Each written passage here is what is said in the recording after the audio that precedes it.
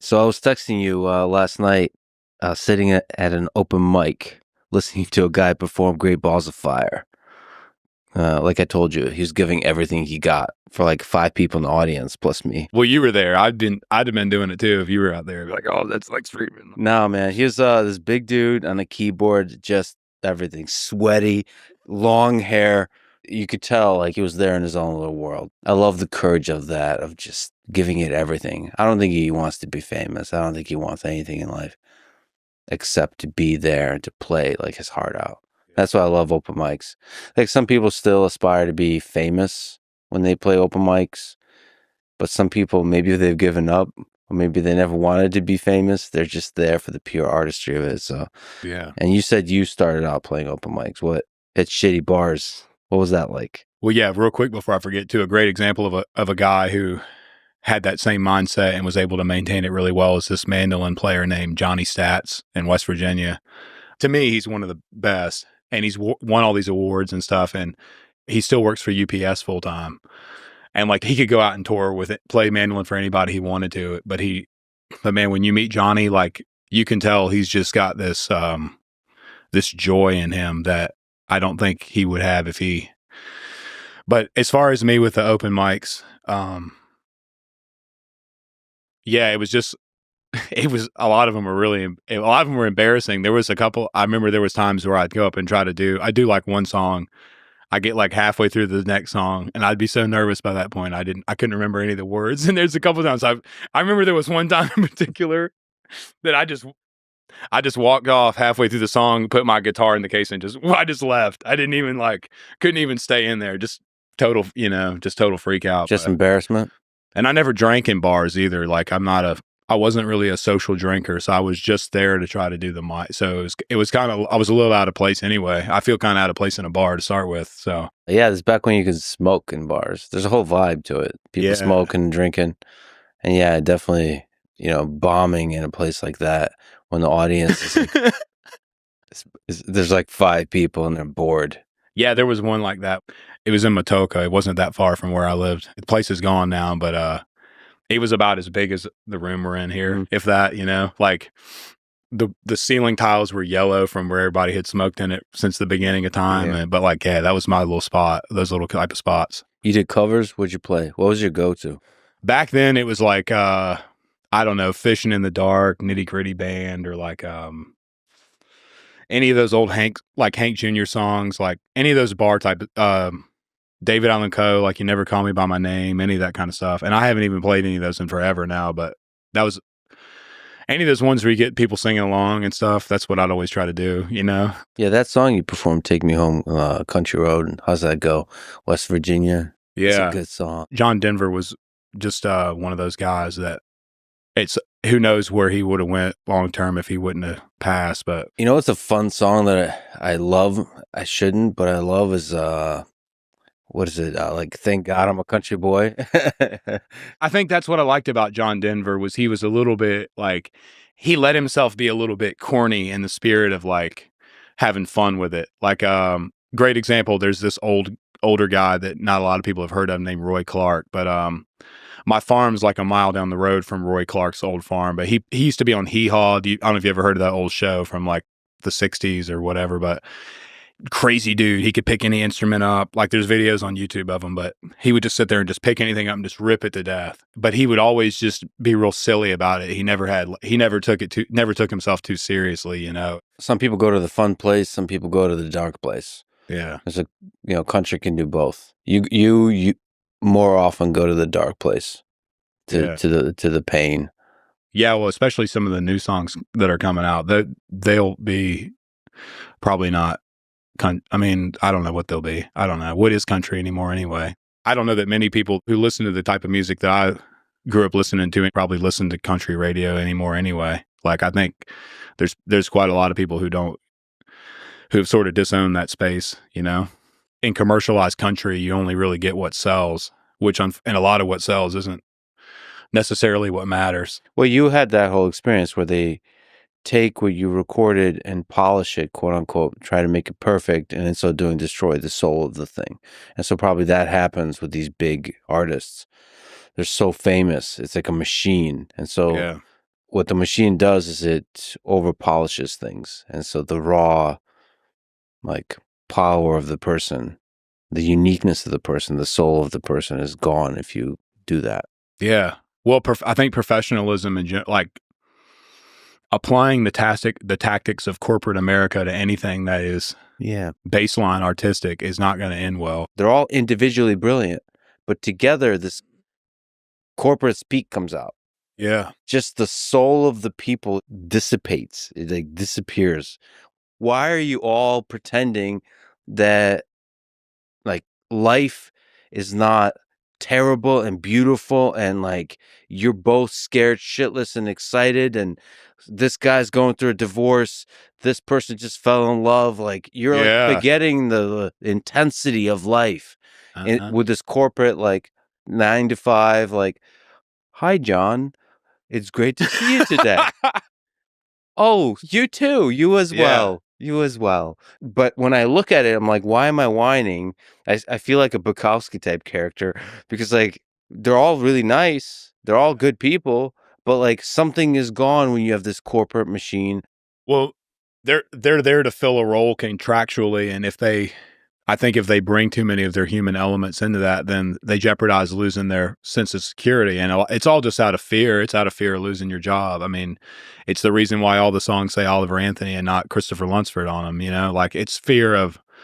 It's so difficult to, especially now. It seems. I mean, who knows? I was never around in the 40s or 50s to work a job. I'm sure they were probably pretty miserable back then, but they talk about now like how difficult it is, like the impossibility of having a single family household or anything else. But like when you find a decent paying job that you can do without it just torturing you every day, that's a pretty important thing now, like, and so it's pretty easy to just, it's pretty easy to kind of turn yourself into a robot for 8 or 10 hours a day out of fear of, it's like, you don't want to be yourself too much because maybe part of yourself isn't something that's accepted in this like dystopian nightmare that you go to work at every day. And so you just got to do your best to just not step on any toes or do anything that makes you stand out too much, and now it's like, now like when you scroll through some of these videos of people like even when I was still working my lame job, it was like there was this whole big thing of people talking about quiet quitting or something like that, where they were just going to go to work but not really do anything. But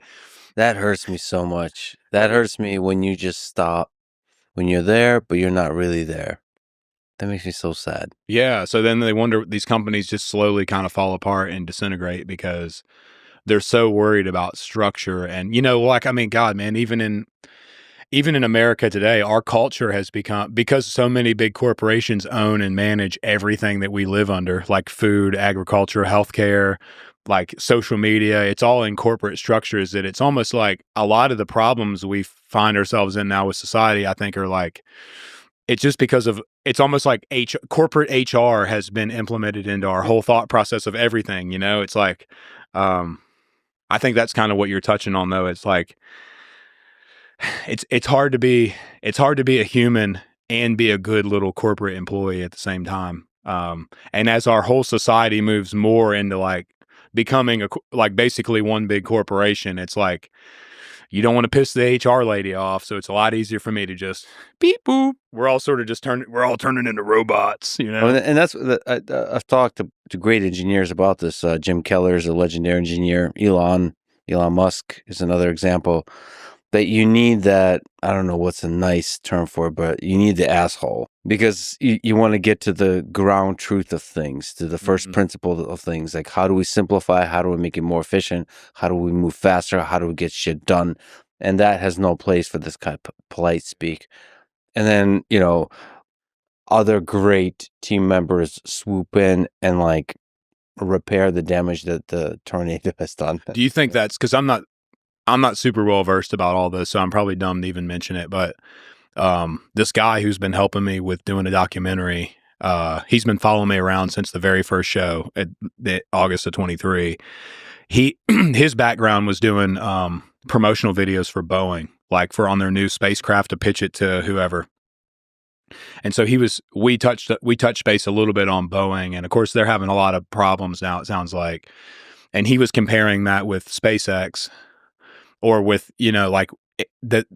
I think it's that exactly what we touched on with that thought process of that sort of dehumanization within companies. I think that's what ultimately causes, maybe, I don't know if there's a connection there or not, but it seems like Boeing is would be more of that. They don't have that tornado. They're very like like he was telling me, even just with his protocols and some of the people he worked with, like everything's just very, lightly touch everything. No one, you don't touch anything too hard. So it's not just HR, it's just this managerial class where it's like Bob from this department has to schedule a meeting with John from this department and Debbie. Like they have to have a meeting 2.5 weeks from now, and then there's paperwork, and that bureaucracy that's created in the managerial class just slows everything down. And one of the things that slowing everything down does is it really demotivates the people that are actually doing the shit. Like the people on the ground, the engineers that are building stuff. It's again soul drenching to like be excited, show up, and now you hit this wall of paperwork. Like you have to wait for John and Debbie, and I forgot the third guy's name that I imagined in my head, to have a meeting. And then you kind of slow down and you disappear in terms of that fire, that passion that's required to create big things. So yeah, because they don't believe, there's a lack of leadership, and if they don't believe in that leadership, then why the hell would they be motivated? I mean, I remember a while back watching a Jocko Willink talk about that when he was in leadership, when he was leading his guys. I think he mentions it in his book. Is probably where I remember seeing it.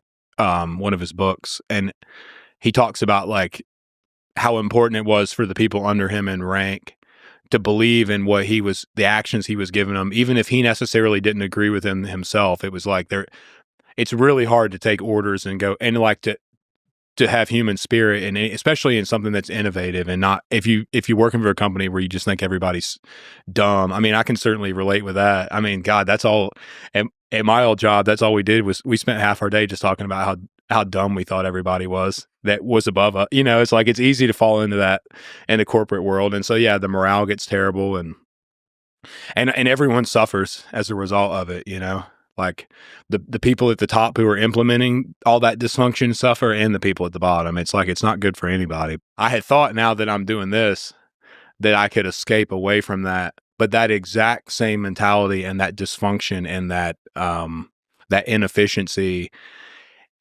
like I still battle it every day. that's why it takes unique characters to lead the way. Such unique characters are very much needed in the music industry to revolutionize everything, cut through the bureaucracy, the bullshit that ultimately is just a machine that steals money and doesn't get anything done, really.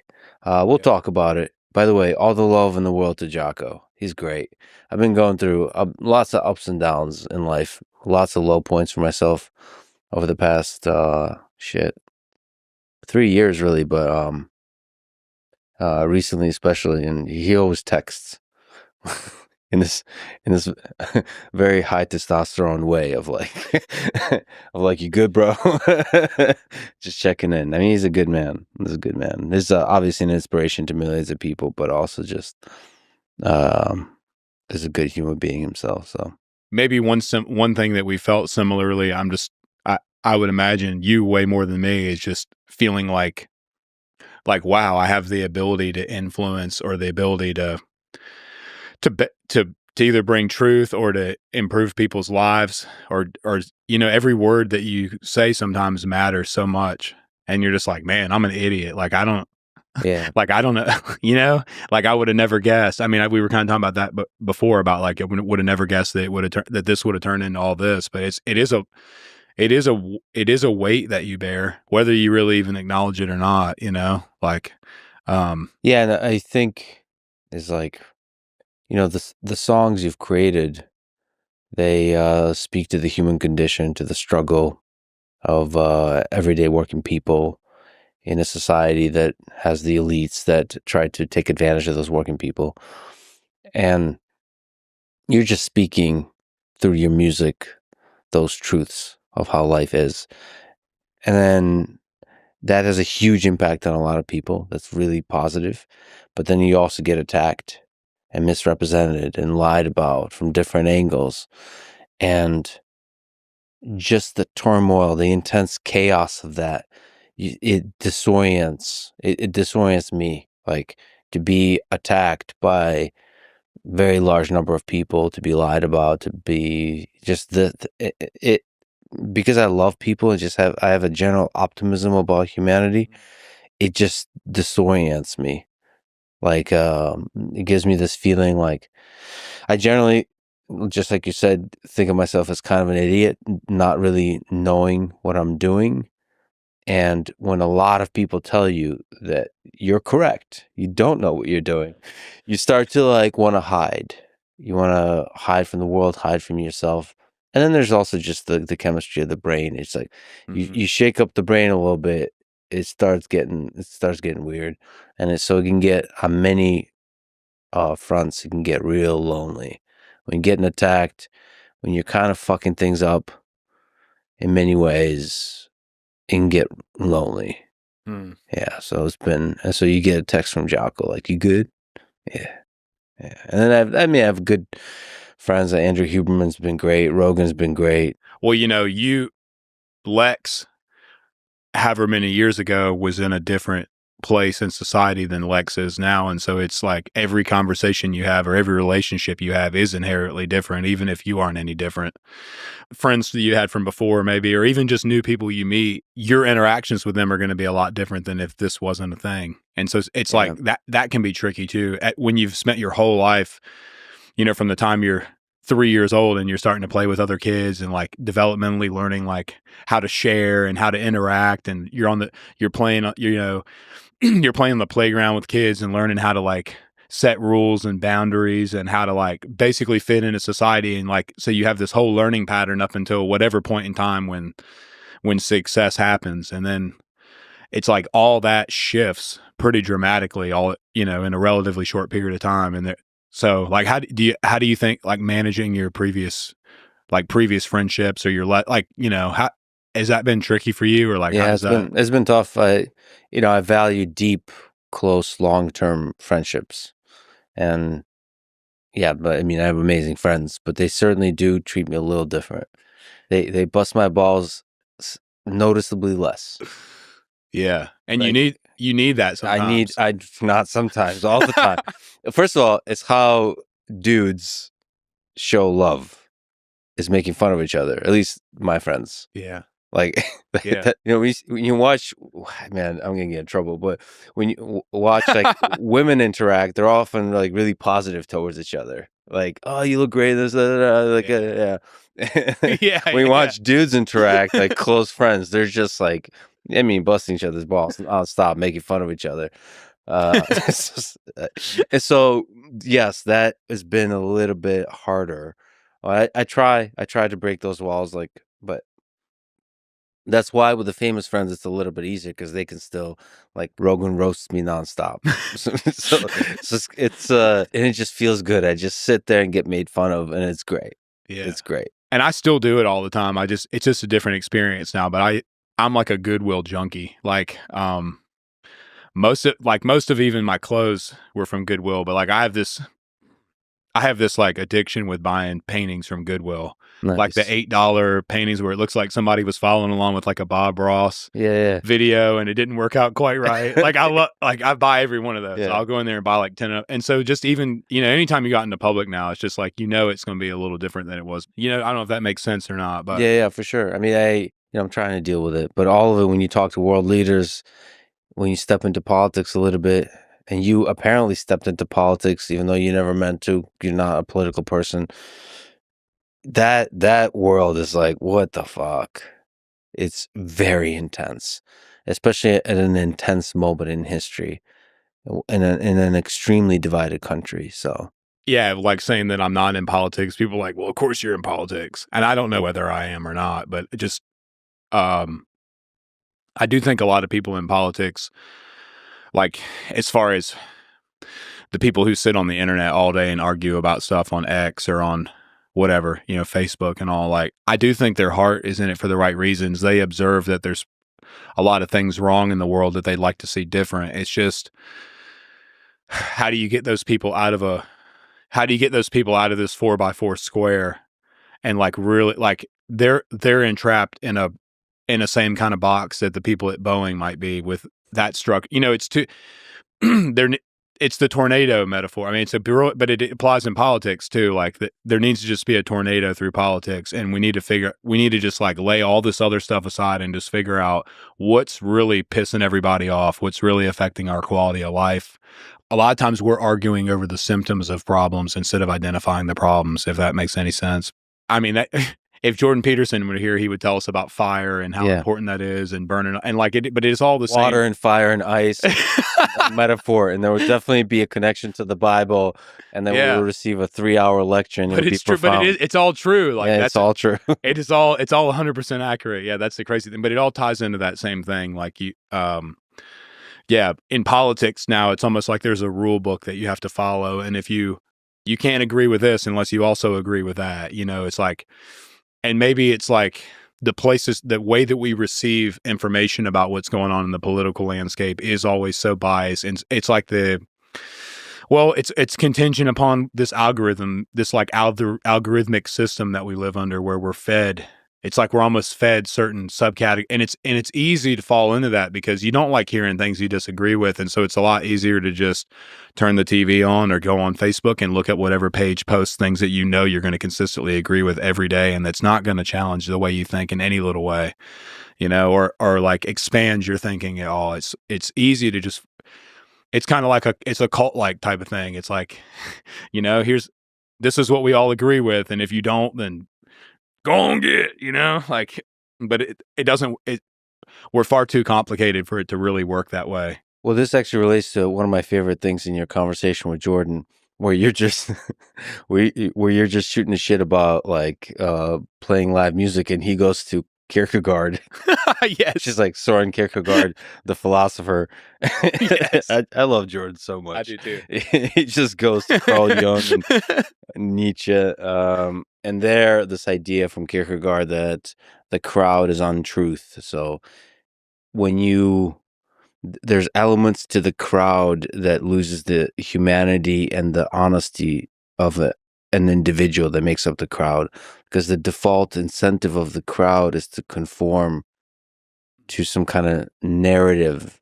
It's like a distributed system that arrives at a narrative, and the narrative holds control over that crowd, as opposed to the individual humans who are thinking for themselves and being honest with their own thoughts and realities and so on. And so that he was saying that as a reason from a communication perspective to speak to individuals in the crowd, not to the crowd.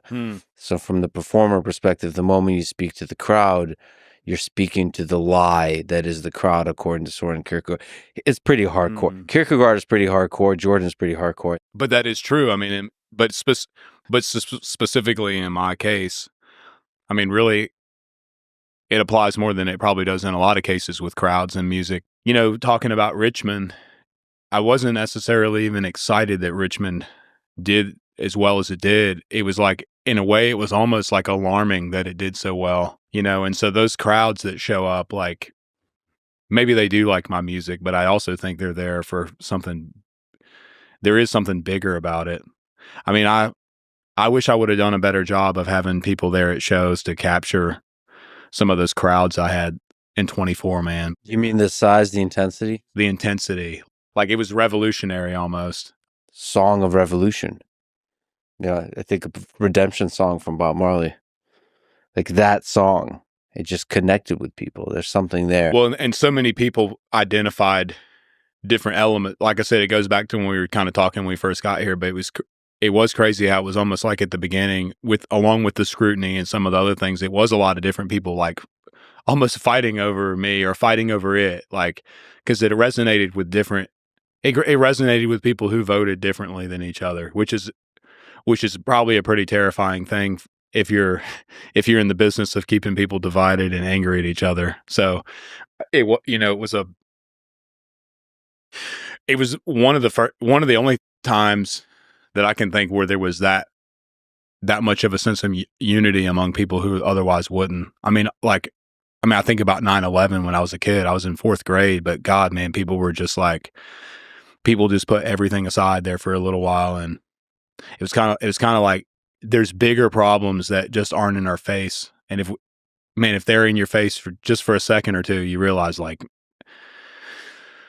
it's it's hard in your mind to create a graph that's got like all these, but we argue about a lot of these problems, but if you were to really look at them, like if you really to stand back and look at all the problems we spend time focusing about on the internet versus all the things that are affecting us, like that really, and probably at our core even piss us off, it's got to be very disproportionate.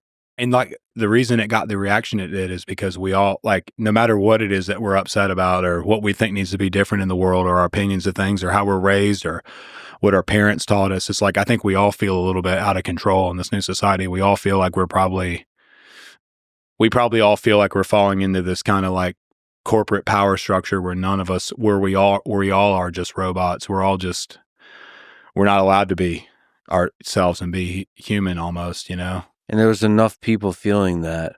I mean, people on the left feeling like the people in power are fucking over the working class. People on the right feeling the exact same with different words assigned to it. The deep state, fucking over middle America. Yeah. Whatever the narratives are. And they're just, when enough of that is happening, again, with the corporate polite speak, there's something about politeness that's really dangerous. I feel like there was a lot of politeness in the Soviet Union. Yeah, great example. Yeah. Underneath that, it's like Chernobyl, which is this nuclear power plant that melted down. I feel like the bureaucracy needs politeness and civility and paperwork to function. Mm-hmm. And then atrocities can happen underneath that. Mm-hmm. So people in power with a smile on their face can just do horrific things. Mm-hmm. And then give propaganda that, look, it's rainbows and sunshine and unicorns.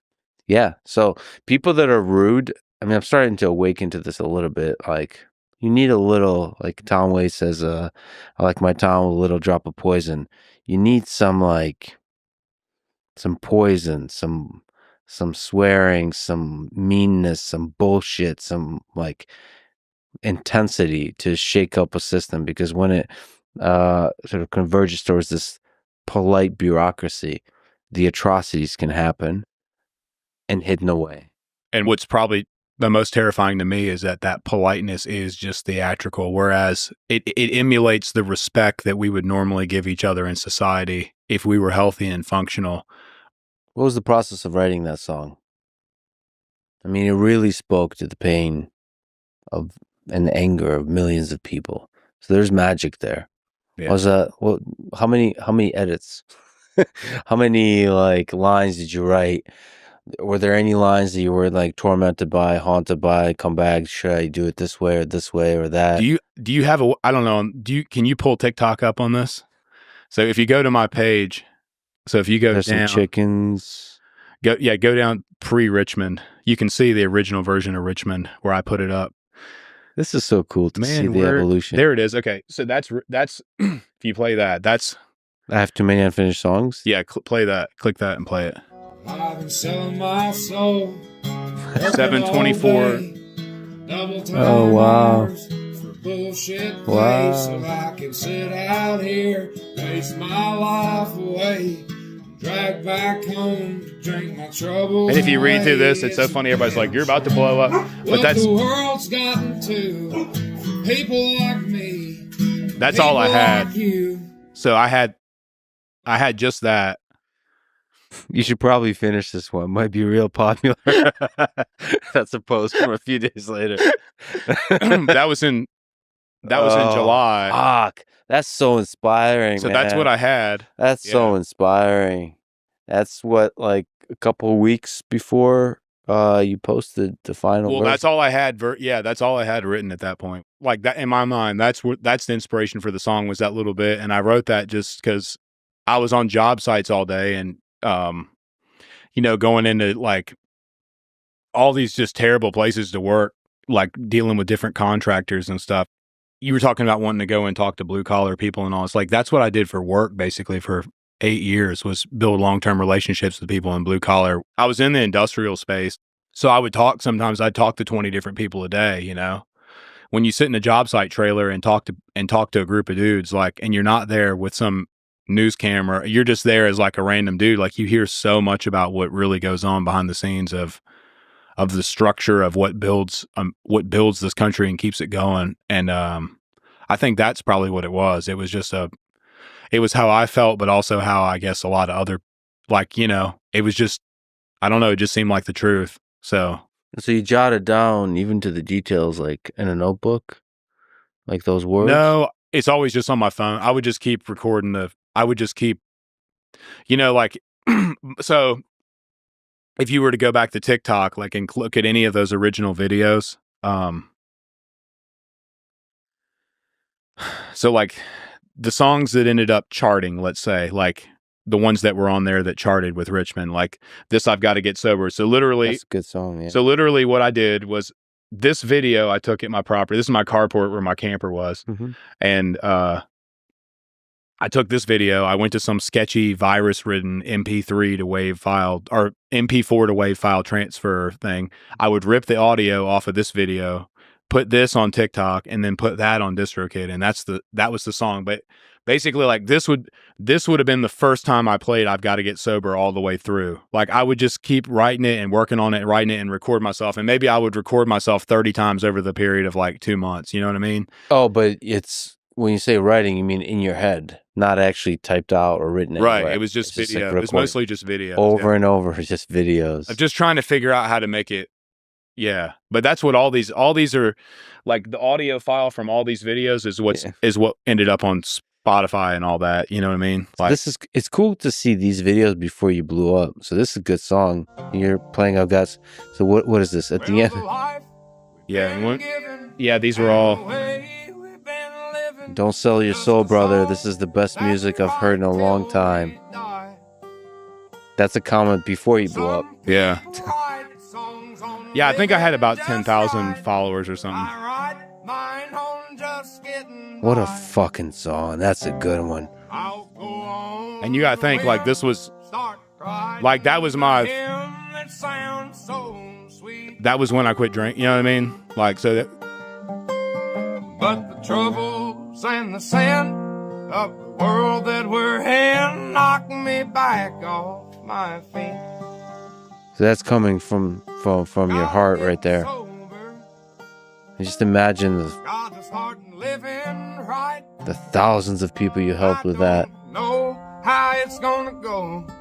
Yeah. But it ain't gonna happen tonight. So pour 'em down strong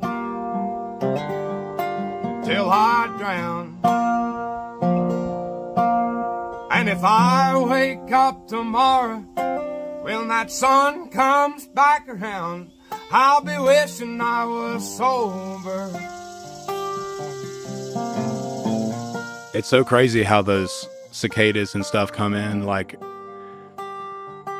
I just felt like it was a god. I don't know how to. Yeah. The bird, like, that's just off my phone. All that stuff's just there, you know? And the bowl, they've been saving my soul from the pain that the world's put on me. And Lord, I know that upstairs there's an old man who cares, and one day he'll set me free. I'll go on a whim, start writing a hymn. That's a genius of a song. That's genius, brother. It's just That's genius. It's just crazy to think about.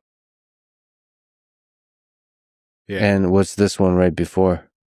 What is this? Oh, yeah. Yeah, so that's like probably the.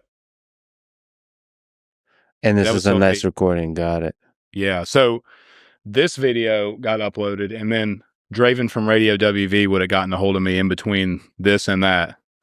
He watched this and was like, dude, he said, we got to record that one. And that, like, so I didn't have it all. I just had whatever was in that video is all I had written. It was, I think it was just the chorus and the first verse. Draven saw that video and said, we got to do this one. Reach out to me to record. And he's like, yeah, no, we got to do that one. And I was like, dude, that's all I got. Tell me about that guy, Draven. He probably is like, he's probably like my best friend now. we hit it off with this, and we're like brothers now, I guess. But Can you talk about like what he's doing for country, for music in general, for country music, for discovering talent, for like, yeah, I mean, he's clearly sees something in people. yeah, he's just this. He's a little bit younger than I am, and he wrote music and played, and he's got some of his. If you look up Draven Rife, he's gonna kill me for even saying this, but he's got some pretty. Dude, he can. If he was like a pop singer, he would be like he can write the most catchy stuff ever. Let's go. Yeah, so click on like I don't know, like Bye yeah, bye. there you go. All right. That's him? Yeah.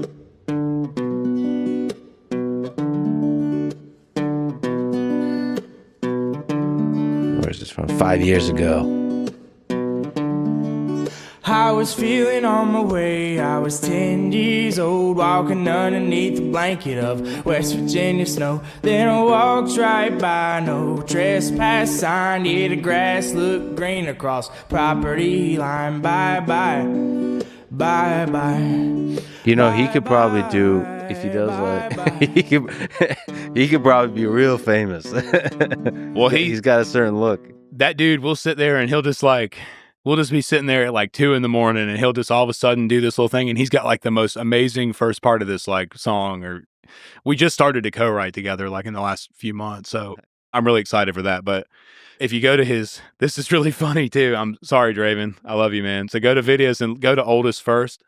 This is what's so awesome about Draven. He was originally working for this lady who was trying to develop different types of hair care products, but he thought the market was too saturated. So he was going to get into beard oil. So he created Radio WV as like a fake plug page for his Burly Boy beard brand he was working with. So like click, like if you look at, like that very first video. Yeah. It's like, it's got all his beard products. And if you look, there's multiple ones like that. Yeah. So he started it just to do this beard thing with, and then like, I don't know, he just kind of felt called to like keep going with it, and it just sort of naturally progressed. Yeah, that too is inspiring. Like you start out one way and then you discover something real special. I mean, he's got an eye for how to bring out, I don't know what it is, like both the audio side and the video side, how to bring out the best in person. He says he just wants it to sound like the way he likes hearing it, which kind of makes sense, you know? Like it's kind of in the same way talking about when we were talking about setting the cameras up, and a professional would tell you needed 3 lights, and you're like, well, I think it would work with he's just kind of like, well, it'll just work like this, and do it in a way where he likes it. Yeah, just do it for yourself. He does it because he loves it, and you can see it shows, you know. Yeah, you can see it in there. And there's some good talent. Like you were showing me this new lady, Gabriel. Yeah, she's got it, but not a lot of people would record her doing that song. But he's like, I don't know, it just was different. I just thought people ought to hear it. But it was a blessing that he came along when he did. It was like, it really changed both of our lives. We got to talk about that. So you posted the song Rich Men North of Richmond on August 8th, 2023. I remember I was at work that day when it went up. Yeah. So it blew the fuck up, straight to number 1 on the charts, tens of millions of views and listens. And a few days later, on August 17th, you made a post that I thought was pretty gangster. It was beautiful and gangster. So one of the things you said is, it's been difficult as I browse through the 50,000 plus messages and emails I've received in the last week. The stories that have been shared paint a brutally honest picture. Suicide, addiction, unemployment, anxiety, depression, hopelessness, and the list goes on. And then you went on to write, people in the music industry give me blank stares when I brush off $8 million offers. I don't want 6 tour buses, 15 tractor trailers, and a jet.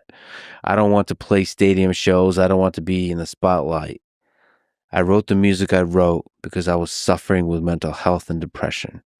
These songs have connected with millions of people on such a deep level because they've been sung by someone feeling the words in the very moment they were being sung. No editing, no agent, no bullshit. Just some idiot and his guitar. The style of music that we should have never gotten away from in the first place. So, huge props for that. For walking away from lucrative multi-million-dollar record deals. And I'm sure the money that was just coming your way.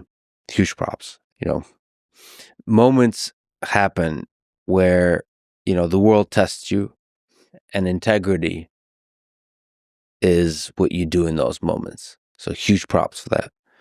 What was your philosophy? What was your thinking behind that? It was all those messages I got. I mean, you can see it in the comment sections of a lot of the videos after everything happened, but people just like felt this spark, like, wow, like maybe we actually have a chance to, like, maybe we actually do have some kind of power, you know? Like those people put that song there, nobody else, and like gave me the opportunity to make, even without signing anything, was still able to make millions of dollars and have financial freedom. And like, I just felt like, if I was going to do anything like that, that I'd be betraying, like I would be taking those people and almost betraying them somehow, you know? Like, I hate the big machine just like everybody else. And the last thing I'd want to do is ever support it or be a part of it. Like I want to watch it crash and burn, you know? Like, See, this is the really important thing is whether it was betrayal or not, we'll never know. But you felt that it was, and to have the integrity to walk away from the bag of money when you felt that way, that's fucking epic. it was also, you got to think, a couple months before this, like, of course I had a wife and kids that I loved, and like I had a lot of really important things to live for, but I didn't have a whole lot to lose. Like none of this was even really real. Like I didn't care about that. Like I didn't care to lose this just as quick as I got it. Like this didn't mean anything to me. It just meant something to me that like, that I could do something for, like, it's like, even if I'm not smart enough to figure out how to fix some of my own problems in my life, the fact that I felt like I could help fix somebody else's, like that meant a hell of a lot more to me than that's what I didn't want to lose. I didn't want to lose those people's trust or like feel, you know what I mean? Like, Yeah. and so I've just tried to make every decision around like, as best as I can, like what I think the right thing is to do. And who knows what the hell the right thing is to do, but I just try to follow, we all have that little voice in us like that. We all have and I think sometimes we mask, it's hard for us to listen to that little voice, whether it's like, whether it's our gluttony or our lust or our, we numb ourselves with medications or with alcohol, or we scroll on YouTube for 4 hours a night, and instead of, because we don't want to listen to our conscience, but there is this like very intelligent, discerning thing inside of us that's able to tell us what's right and wrong, and it's a spiritual thing, I guess. And I just try to listen to that when I can. I don't know. I just still feel like I haven't done enough. I think you did a lot. I think you're an inspiration. You've helped a huge number of people, and you're also an inspiration to the other side of it, which is the artists and just to humans to have integrity. I don't think people realize how much of a test of integrity fame, money, power also is. Rogan and I talk about this quite a bit. We get to see, I mean, Joe especially, but I've had a bit of the same. You get to see people become famous, and you get to see how they deal with that. And it's not easy. A lot of people will sell themselves a bit, sell the soul a bit, give away a bit of their integrity, of the spirit that made them who they are. You get caught up in the wave of it, and so to keep on holding on to that's a powerful thing. That's a really, really that's all I powerful got though, Yeah. When you lose that, what the hell are you? Like, and you see it, like you see these celebrity people that just like fall off this, they go off the deep end. It's like, you have to have something in your life to keep you centered and to keep you, your whole perception of reality and like your just existence in reality is all contingent upon this sort of like this center that you exist in. And you have to, if you don't have that, then you're just flying through space. I mean, we're all just riding on this rock that's going who knows how fast. Mm-hmm. You said something, I think, to Jocko that I really liked. Everything that has purpose behind it comes with risk. So there in that moment, I mean, you're taking a hell of a risk. I was terrified. I talked about this a little bit with him too, but I was terrified to even put the song out. Like, I knew I was going to be the subject of scrutiny and judgment, and I knew people were going to like, I kind of knew all that was going to happen. I was like, going back to that, talking about crowds, like to stand in front of thousands of people and everybody be in some sense of unity. Like a lot of times when I end the shows, I'll always end with this statement that just says, no matter what, like, no matter how you feel when you go online, everyone feels so small and insignificant and powerless. But I just say, no matter how they make you feel online, or when you turn on the TV, or when you look at polling numbers or whatever, like when you just look at all this trash that we digest every day, like there will always be more of us than them, and all that. But like to see the, like, just to see the light in people's eyes when you say that. But the truth is like, and it's like, who is us and who is them? And it's like, us just represents humanity, and like, and all the things we talked about so far, like just, the fire and the chaos, but also the love and just life. Life is just such a crazy, complicated, beautiful, disastrous thing. And then them is like, it's the power structure. It's that same terrible side of us that created things like the Soviet Union, and is ultimately what's created this monster that we all live under today, which now doesn't just exist within the confines of the Soviet Union, but seems to almost be a global epidemic. And then that song became the rebel call against that, against the power structures that creates that. Yeah, it's like, how much fire am I willing to play with? Because I know at some point I am going to get burned from it. I just pray a lot that I don't have a lot of self-worth in myself anyway, so I don't really care what they say or do to me, or I don't care, like, I don't even care if I die, whatever. Just just protect the people I love is all. That's all I ask of God. I have this dream of just creating this parallel system that sits beside all these stupid systems that we live under, that are all sort of engulfed in this thing that we talked about at the beginning, this type of structure, where we're all just robots. And it's like, if we hate, if we hate the way music is, and all these artists are complaining about the way the venues are monopolized and the ticket sales are monopolized, and let's just go find other places to play music, because there's so many people hungry for music in places that don't ever get it. And if you look at it, there's so many passionate people that are fighting all these different causes, like just in food. It's the word they use for more or less starvation. It's a more polite, it's called food insecurity. But if you look up just in Virginia, just where I live in Virginia, in the rural areas, how much food insecurity there is, and how many empty vacant farms there are.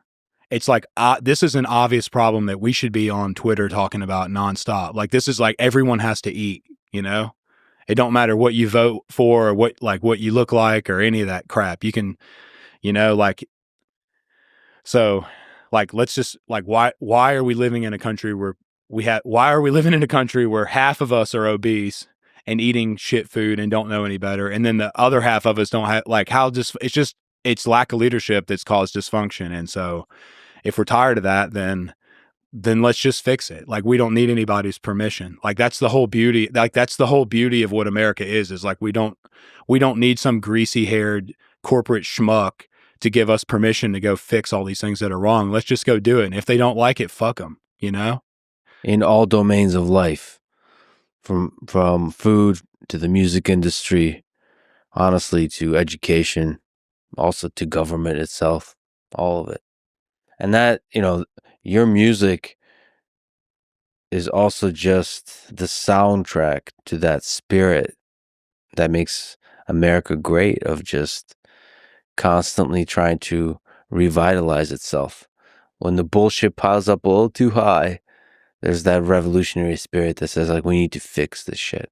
And that inspiration that created this country was from years of people living under tyranny. Like, we forget the story of the people who really created this country. Like, it's funny, one of the statements I made at the very beginning that got taken way out of context, but I wasn't in a position to like even begin to have a conversation about it, is I made this comment early on at one of the shows about how our diversity is a strength, but that term has been hijacked now to mean something a lot different than what it really means. But it's like, think about how many different people came together just at the founding of this country. Like, people who spoke different languages, different cultures, religions, ways of thinking. So many different people came together to even create this place now. And like, we've just forgotten about all that. They didn't all come here because they wanted to ride on some miserable boat ride and risk their whole lives to go to live in some crazy jungle, essentially, that had no structure, like no infrastructure, no medicine, like they didn't come here for like some glorified camping trip. It's because they were tired of like generations of being persecuted and living under tyranny and not being allowed to practice their, it's not like they wanted freedom of religion and they didn't want separation of church and state because they were a bunch of goody two-shoes and they love going to church every Sunday. It's because they weren't allowed to believe in what they believed in because some asshole king or some hierarchy told them they couldn't, and they were just tired of it. That's what we're losing now. Is like we've forgotten that we're those people. Like the same structures that have plagued this country they're multinational corporations, and it's just the ideology behind them and their structure is what the problem is. Yeah, I mean, it's multinational corporations, it's nation states that are deeply corrupt and are authoritarian and ultimately abuse power, and yes, create elements of tyranny. And from that, the human spirit rises. Like I said, with songs like the ones you write, or at the founding of this country, that's why all these diverse outcasts come together and write something as crazy as "all men are created equal." What a gangster line! Like that's not an easy thing. We take a lot of that stuff for granted now, but that's not an easy thing to come up with. That's a really gutsy thing to see the value in all people equally. And of course, they also were suffering from delusion. They didn't see black people as equal. They didn't see women as equal. But even that first leap of like all men are created equal, that's like a gigantic fuck you to the past. Taking that leap forward really took a lot in an age and a time when it probably sounded and it's not like they just made a statement and put it on Twitter. Like they like think about how much, just think about the insanity. Like I can't even conceptualize the insanity of what took place from the time that, like even from the Revolutionary War until now, to try to preserve that idea, so much has happened and so much sacrifice has been made and just so many hours of labor and thought and intensity. Even the 20th century's got 2 world wars. And, especially in the Second World War, the United States played a very crucial role. And there was a lot of ideological, like, battle of ideas going on at that time. Yeah. Of the role of war and peace, of the role of the United States as the center place for the ideal of human freedom and human rights. Yeah, we continue to innovate. So I'd love to get back to talking to blue collar people. You mentioned those are some of my favorite people. So it was actually really cool to find out that for many years of your life, basically the way you made a living is talking to blue collar people and getting their story. So I'm traveling across the world for a bit, but of course the world I love the most and I'm most curious about is the different subcultures and towns of the United States. So I took a road trip across the U.S.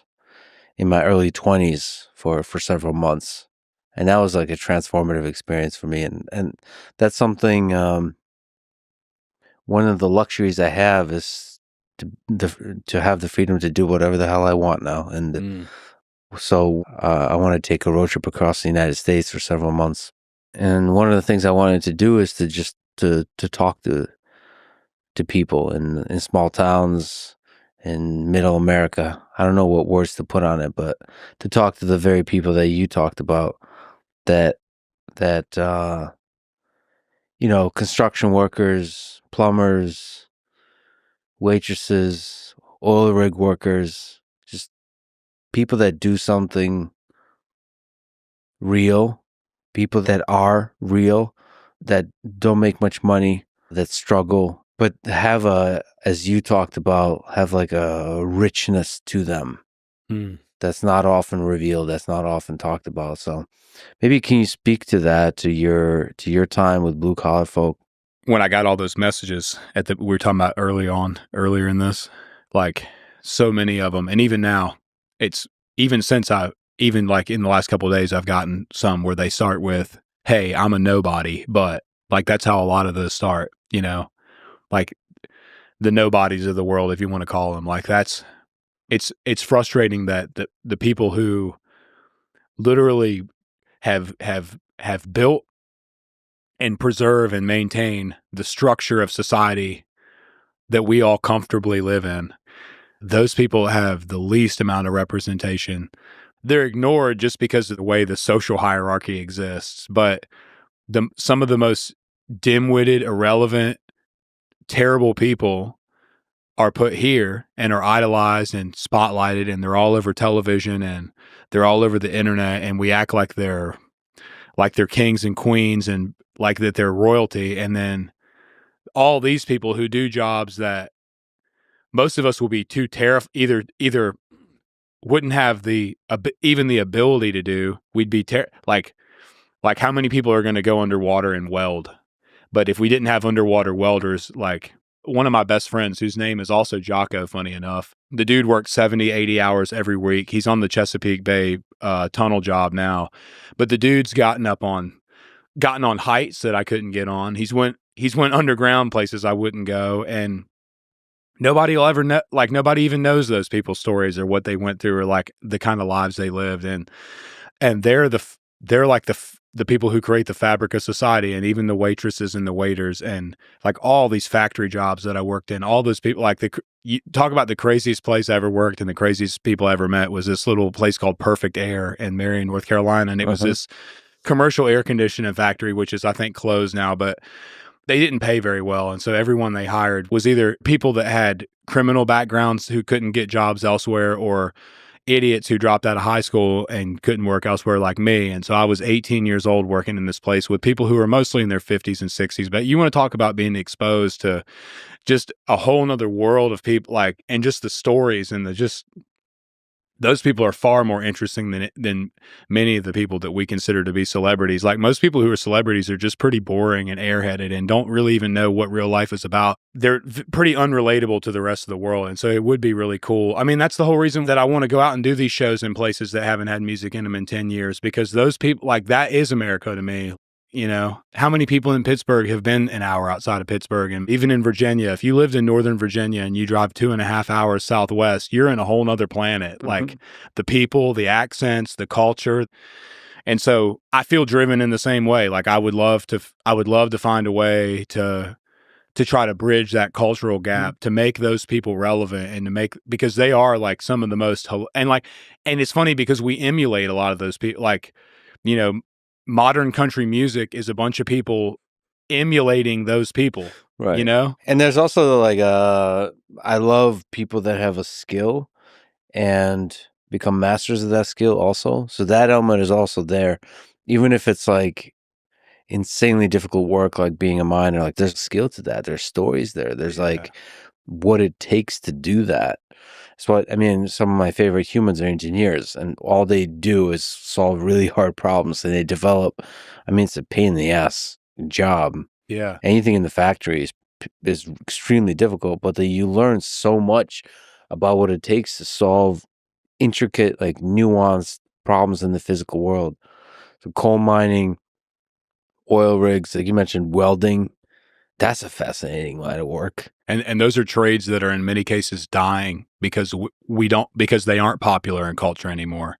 For everything from agricultural to plumbing and electrical, it's like those are all areas I think if you were to go out and talk to some of those people and shed light on it, it would you could change the entire landscape in America of how it's perceived and make it cool, Yeah, so thank you what you're doing on that front. I want to say I wrote it down. Please, if you know people that would be willing to talk, reach out to me. A good way to do that is lexfridman.com/contact. This was another one of the things early on that I had an idea about and I thought was getting done and it wasn't, that I've got to go back and try to figure out, is doing prison shows and doing rehab shows and all that. But I am really intrigued with like going into those places and trying to immerse myself in just the mental state that those people are in. And like, it's not talked about a whole lot, but also people who get out, ex-convicts. I mean, that's a hard life. That's just a hard life to try to reintegrate back into society. Yeah. And a lot of those people at Perfect Air that I worked with, they almost all were in some form of legal trouble. Like there was a lady that worked on the assembly line beside me named Denise, and her and her husband had been manufacturing methamphetamine, and he took the fall for most of it. She only had to go on probation. He was still in prison. But man, like Denise was a very sweet lady, and like aside from the meth manufacturing, like she was like great, and just such a character, like in such a good way. And so it's like, yeah, just Denise, lexfreeman.com/contact. Let's talk. I mean, yeah, like both sort of the plumbers and the coal miners, and Denise with the old meth habits. I mean, they're walking the line of like, surviving is hard. Yeah. So you have to do a real hard job, and then you also have to live life, which is in general hard. Divorce, kids, people die, you lose like the medical issues, and that can destroy you completely. All of a sudden something happens, you can't afford it. The insurance system destroys people, all of that. So you have to somehow navigate life while working your ass off in a real hard job. And those people, they have stories. That's a real pain. And from that pain, from that anger, that's where Richmond, north of Richmond, that you could just feel their pain come through with that song and with your other work. So that, like, there is a landscape of suffering. Yeah, it doesn't have to be that. We don't all have to be that decentralized either. Like if there is that much commonality among people, which I do believe there is, like just innately in suffering, and yeah, like there's a guy in West Virginia that I talked to that he's got a piece of property beside of mine that he was interested in selling, but the reason he's got this dream of opening a like putting some cabins there and renting them out for people to come Airbnb. He works at Lowe's full time, but his son's like 19 and has got this heart surgery he's got to have, and so he's trying to sell the place for that. And just that guy, and all you'd ever see him as is the guy that works at Lowe's, like pulling lumber or whatever. But he's got this very insanely complex life he's trying to manage. He doesn't want to lose his son. Like he's just going to sell everything. And like at one point in time, maybe the church served that role of like when people really fell off track and they didn't have a support system and they were like on this tiny boat out in the ocean, they figured out some kind of way to rally. In my mind, that's like the dream of all this. If I die and there's any like legacy left or anything done, it's like finding a way to take all the people that fill that role and organizing them and empowering them and protecting them. It's rebuilding the community, but in a real way, not in like this fairy tale bullshit. Everybody's going to love each other and we're all just going to be one big happy family. Like everybody's still going to get mad and hate each other in certain ways. And that's good. Like we need those tornadoes. Like you said, we need people pissed off and angry, and we need people to feel like they can be angry and open about things that are wrong. Like people should be able to speak their mind, and we shouldn't all just kiss each other's ass, and we shouldn't all just pretend to be overly polite and say, "Hey, Debbie, you have a good weekend." Like you said, like we need all this controversy and this turmoil, and like we need the hell of what that side that the internet brings out in people, but it just needs to be in real life, and it needs to be in a way where we're all like, we all are at least chasing the same common goal, which is probably that we don't want to starve and we want to have decent health, and we want to be able to like provide a decent life for our kids, or at least we just don't, we just want to live a decent life. Like, I think somehow that fixes what you describe, like the people who fall in despair and are isolated. And it's a terrifying world to live in.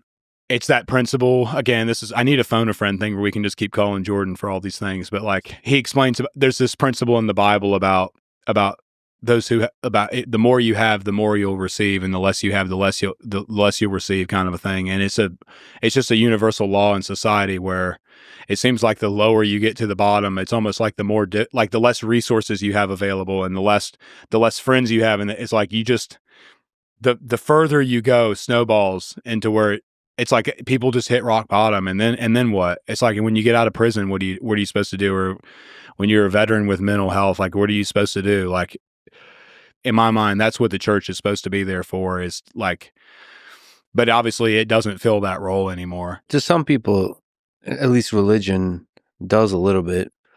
It gives, it's at least a foundation of community, a foundation of hope for people and when they're really struggling.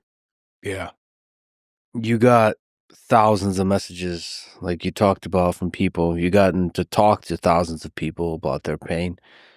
Through your work, through your music, you've been an inspiration to those people to find a way out of the pain.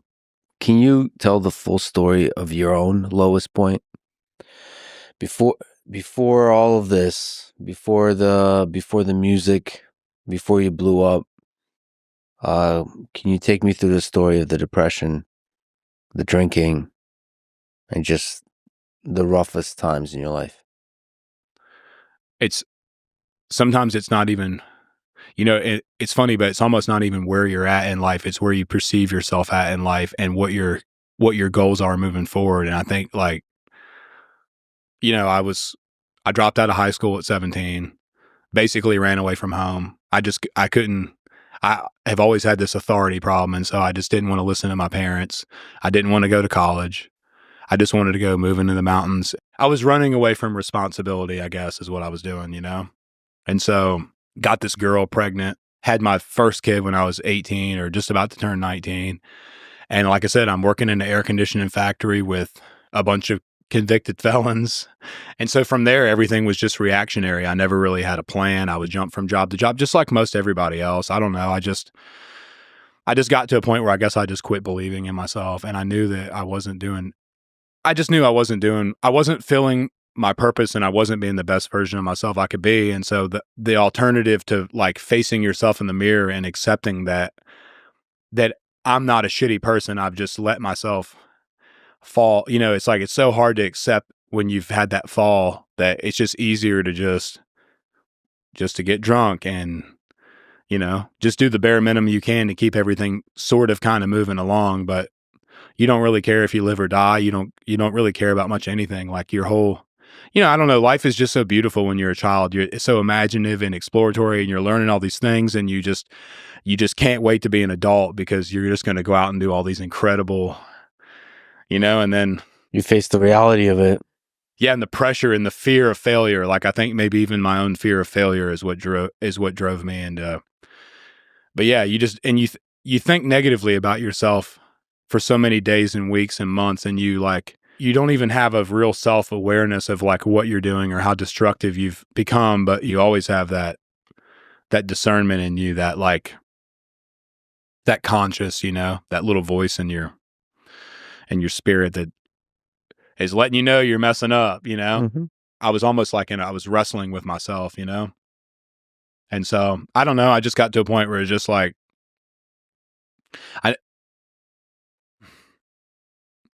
just a very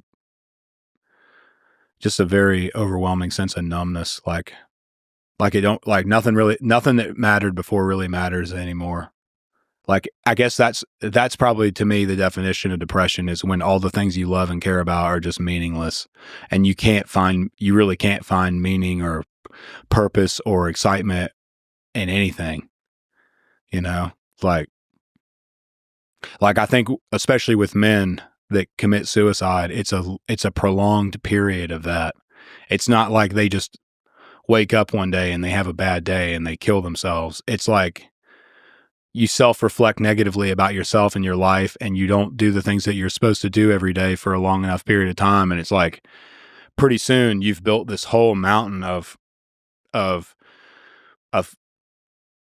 mismanaged, neglected stuff, for lack of a better word, like this mountain that you have to climb back up in order to fix all these things that you should have been doing all along. And then on the other side of it, it's like, well, I could just die. Like that seems a lot like it's almost like I think from a man's perspective, maybe the friends that I've had that I've lost, it seems like a lot of times you think you'd never see it coming, like, I don't know, maybe that's a general thing it seems like a lot of times men mask that better and you don't pick up on it as much. But, I think it's like you just dig yourself into a point to where it's like you have a mountain of responsibility in front of you that you haven't faced, that you don't know how to face, and you haven't been able to do so for a long time.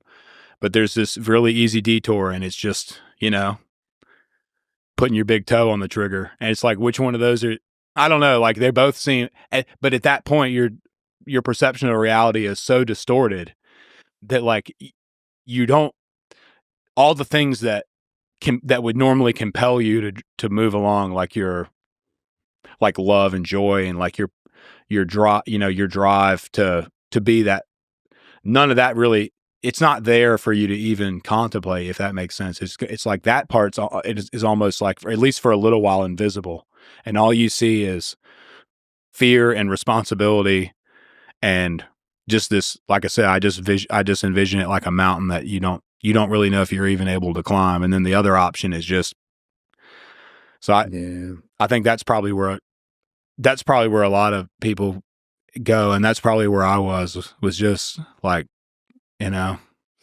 Yeah, I mean, it's not just responsibilities, the immensity of it, the mountain. And I think you're accurately describing how it happens, which is gradually. Yeah. Seeing yourself in a negative light over time slowly suffocates you. And then the burden of the responsibility that piles up. And unfortunately, of course, one of the ways out is to pull the trigger. And the other way out is the Jordan Peterson, back to Jordan, sort of one gradual step at a time, like make your bed. Mm-hmm. It's like start climbing out, like the responsibilities before you, one at a time, every single day, just climbing out, and have faith that it will work out. That was what was so powerful for me about just beginning to open my mind back up to reading just a little bit of stuff, like a little bit of stuff from the New Testament that Jesus said and some different perspectives and teachings. But like, an apostle would be in prison, like basically being tortured and facing death, but like just overjoyed in writing about talking about, it's all about your perspective of things. Like I said, like that's why I never could understand why, like celebrities or professional, I mean, giving one example of many, like a Kurt Cobain type scenario where you have a guy that's just immensely talented, just will always be loved by plenty of people. Like I never could understand why that guy. There's a ocean of quiet suffering in a lot of, and I think it is disproportionately in a lot of men, and they hide it well.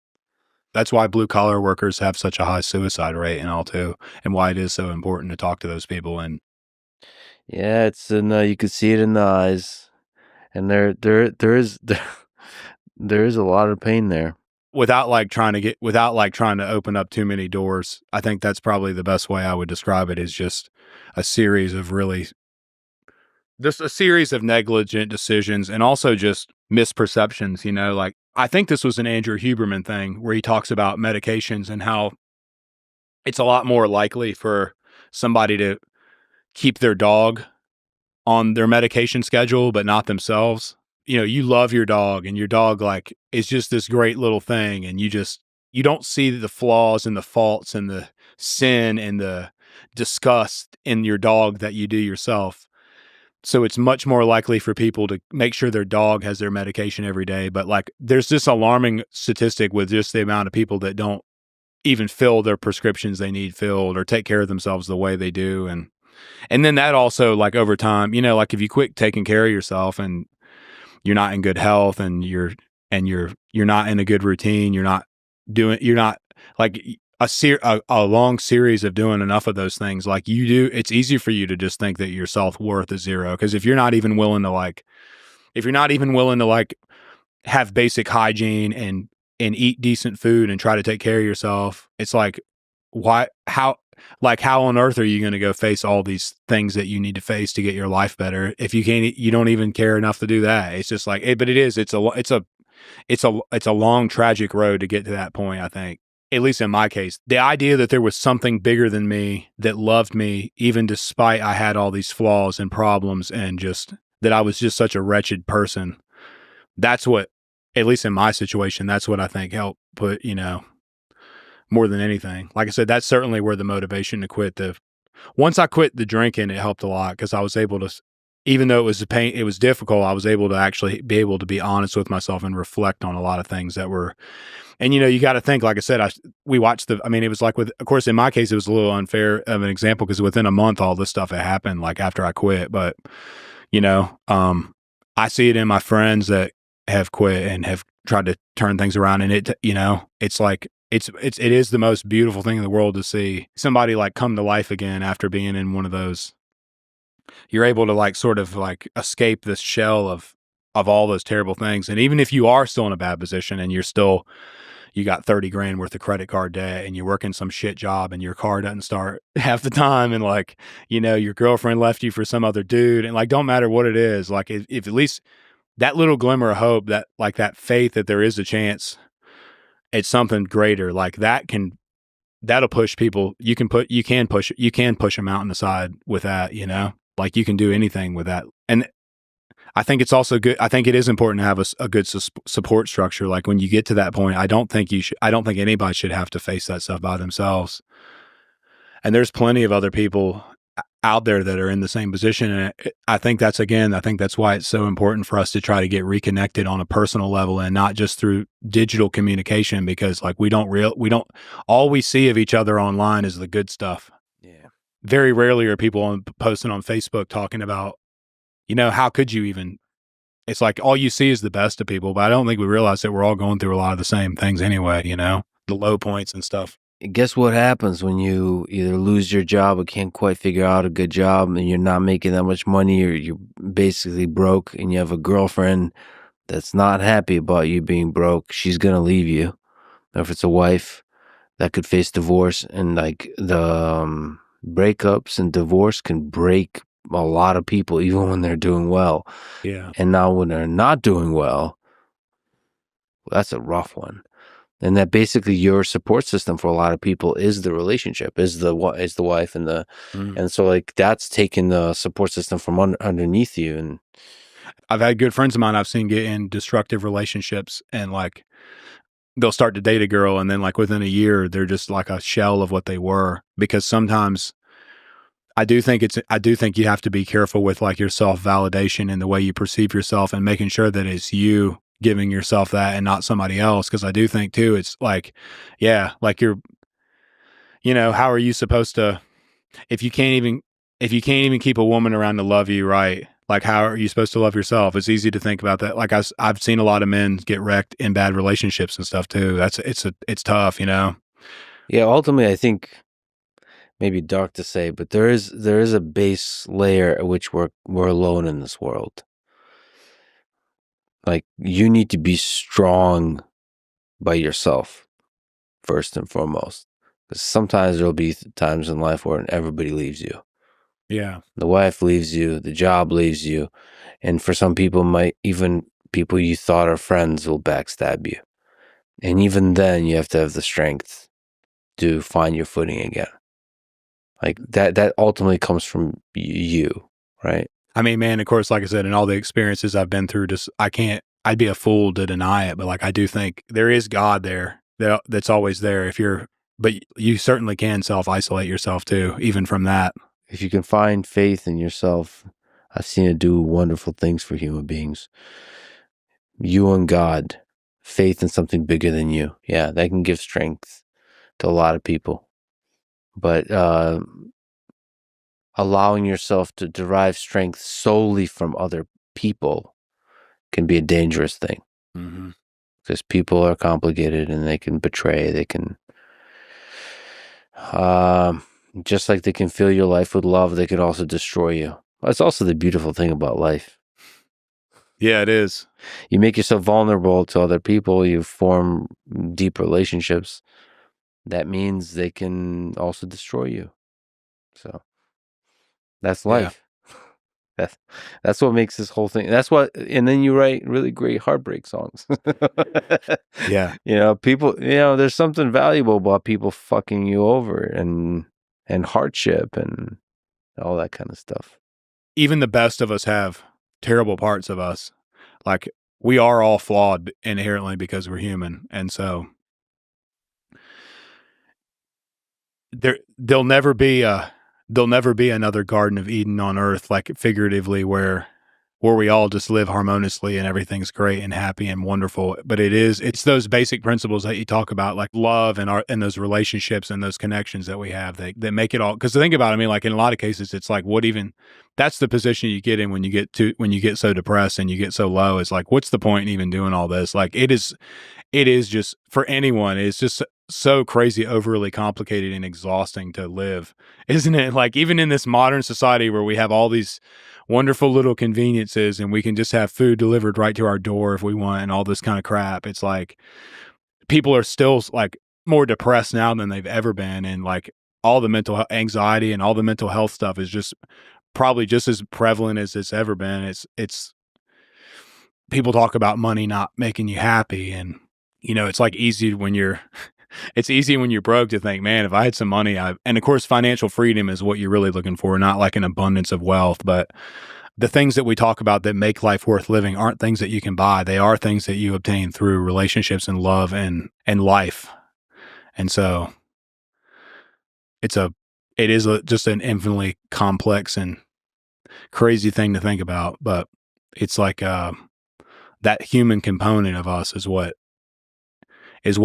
what's so important to our long-term existence, like our ability to have connection with each other and the joy we find in that, the purpose we find in that it's not anything that's replaceable with anything, Yeah, I've seen that with just seeing the effects of war on the people. And basically war strips away everything. You lose your home, you lose everything. And you get to see what's actually really important. And that's the other people in your life, friends, family. And it's almost cliche to say, but it's the people you love in your life that make up the essence of what makes life worth living. It's not the homes, the material possessions, even the job and whatever else. It's the humans. So yeah, it's important to remember. A lot of us, especially in the United States under a capitalist system, are chasing money. Yeah, it's important, like, to remember what you're doing it all for.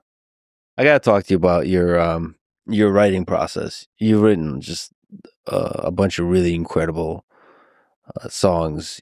You say you're not a good musician, which is hilarious. Dude, I have like zero self-confidence about just about anything, but when I say that, I'm not being funny. Like I'm like, you get nervous when you like get on stage. Oh yeah. Yeah. Like I can think about shows coming up and my hands will sweat thinking about them. Yeah. You told me that you like haven't really played the songs for like a couple months, like old songs since September. Yeah. Since September. Well, dude, like think about how, like,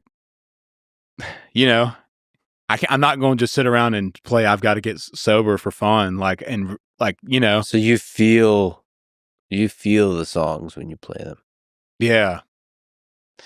Yeah, man, that's rough. That's rough. A lot of musicians talk about that kind of thing though, right? Like about this. I don't know. I've heard about that with people, like about hating to play songs because of that side of it. But I've become close friends with Dan Reynolds, who's the lead singer for Imagine Dragons. Yeah. And he says every time he performs a song, I mean, he has songs that have depression in them and all that kind of stuff. And he says like the only real way to do it is to feel it. You have to. You can't just fake it. You have to like be in it. You have to like really feel the song as if you're singing it, as if you're writing it for the first time. So as a performer, that he says that's his duty. He has to the audience, but then that takes a toll. That's not easy to do. That's like that, especially with the songs you write. I mean, there's a lot of darkness there in your songs. Yeah, and I do have some lighter-hearted ones too that I'll the thing is, it's like I've only put out. I'm a little funny about like really like. God, I don't know how many songs I have written that I will probably never do anything with. Like, I mean, probably at least 20 or 30 of them that are just like, they're just not, I just don't know why I don't want to put them out, but just.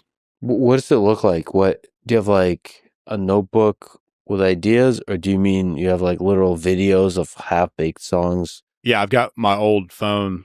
Like even just that old phone that I recorded all the stuff for TikTok and all on, it's got loads of like little, just like the way that Richmond one was, where it was like in the bathroom facing this, and I had like that, that's all that, even that one I showed you on there, it had been sitting on my phone probably a couple months before it. That's why I said I have too many unfinished songs. It's exactly what I meant. I've got all these little snippets of things, like Yeah. a little blip here or there. But the writing process is, well, it's a lot different than I thought most people write, because like there's a lot of people that do these writing rooms and stuff, and they'll have, or these co-writes where they'll have people sit down and they like sit on the couch and smoke a joint, and they're like, all right, let's write this song, and they just like start plugging away, and to me that's like, I can't do that. I have to just, it's like almost a lot of times the songs come when I'm not prepared for them. You like to be alone. Well, alone in my head, I could be anywhere in it. Right. Some of them I'll just be in the shower and they'll just like, and I'm like because the thing is like, it's a certain part of your brain, I guess, that creates that stuff or picks it up or does whatever, but they come and they go just as quick as they come. It's like when you wake up, it's exactly like when you wake up, you've had this crazy vivid dream in your head and you wake up and it's all right there. And then you stop thinking about it for like half a second and then it all goes away and you'll never remember it again. Like you can't remember your dreams like that. It's exactly like that. It's like, it'll be there. It's like perfect. Like it's all right. It's like, it's almost like given to you, like just perfect, like parts of it or the whole thing or whatever. And then you get into this flow state to where you just like, it's all there in front of you and you just figure it all out. And it's like somehow you've like unlocked this little part of your brain that you don't even really know how to get to, but you just get to it and it's all there and you figure it out. But man, if you don't get it, it's gone. Like you'll never get it again. Like you'll never even be able to replicate that song ever again. It's like, it'll just go away. And typically it's like, it's only maybe the first half of the first verse is what I'll get, or it'll be like the chorus line I'll get. And then I'll build the rest of the song around that, if that makes sense, I guess. Well, the words or the music or the melody, like what pops into your head? The emotion, I guess, the words. Sometimes it's a phrase like one thing I will do is like, especially out in the country, people say the craziest things. And so sometimes I'll like jot down a little bit of I will sometimes on my phone take a little note if somebody says something real crazy that I've never heard before. And then maybe one day it'll just pop in my head like, oh, I don't know. It's very random though. Like I don't sit and just try to write songs. That's why I haven't just been dumping out, even though I have been writing a lot of songs, I haven't just been like dumping out all this crazy music. I don't want to force it. I don't want to do truck beer girl songs or like, I don't want to force song. I don't want to like. Do you have any truck beer girl songs? Because that would be an interesting. Yeah, I've got this silly one about this guy in West Virginia that he's the most laid back. Because I always get in my head and go over analytical about stuff and get real serious sometimes about things. And he's like, buddy, you just got to take a drag off this thing. And he'll, he was the one, he'd always like peer pressure me into taking a hit off a joint or something and like just try to cheer. And he just didn't take life so seriously. So I've written this song it's called Dr. Dan. And it's about, he's a doctor, but he's not like a conventional doctor. That's a silly one that I'll put out. So I do have some silly ones. That's like great. That. I have a couple funny ones that I'll never ever probably play to the public, but I played them at the mothership, only because nobody has their phones in there. But right after we did Rogan, I got a chance. I got connected with Tom Segura right after Rogan, and we went over to the mothership, and I got to meet him. And I love Adam Agat. He was on the thing with Norm Macdonald, is how I got introduced to him. That show Norm Macdonald had, but he's an awesome dude, and so we ended up at the mothership. I think it was the evening after the Rogan podcast, and Tom's like, well, they've never had live music in here. He's like, you could be the first one. And I was like, whatever. And so we only had one guitar, and I had my guitarist Joey with me. So Ron White was there. It was Tom Segura and then Ron White that night. And Ron took Joey in his car, drove him across town to his house, and grabbed another guitar and came back. And we got up there and we did like two really silly songs, and then Richmond in between Tom's set and Ron's set. And I was like, again, that was one of those moments in my life where I was like, Yeah. what is this? Like, what is this crazy reality I'm in? But I do have some funny. I used to, because a lot of when I wasn't playing the open mics, Brian that you met, a lot of my guitar playing was spent at places like his house, and we were all heavy drinkers, and we were just sitting around at a party playing or whatever, and so I definitely like the silly stuff too. But I was really in my head when we were talking about being low and what I would suggest people to do if they're in that point. But if I was just to like, not to flip this, but just, it just popped in my head, but probably what I would tell anybody to do if they're like suicidal and thinking about, like, if they're to that point, is just to go find somewhere outside, like in nature, and go. Yeah. That's what, that's, I kind of missed this step when we were talking about things, but like, selling my house and buying that property and putting a camper on it and trying to go into this whole off-grid thing, really, like, I don't know, it does a lot of good for you being reconnected to nature, because we are a part of it. But Oh yeah, I've been to the I went to the jungle for that reason. Yeah, being out in yeah, nature in every way is beautiful. I saw you got some. Maybe that's what I need to do is get some goats. I got two I can give you. Get. I have more questions. Why are you giving them so easily? Are there issues I need to know about? Well, they're goats, yeah. There's no free lunch, man. How many you got goats, you got all kinds of animals. What's the story of you out in the woods? What are you doing out there? No comment. I'm just kidding. Just trying to escape this dystopian nightmare that we're all living under. Like, Yeah. it was just a form of escapism, I guess. But you gotta think, in such a short period of time, my grandfather grew up like, they were in a survivalist state, like trying to make enough money to pay the tax on their land, growing tobacco. And then here I am, like, in this digital world 2 generations later. And I'm just like, something's not, I just felt called to try to figure all that out and how to get back into that.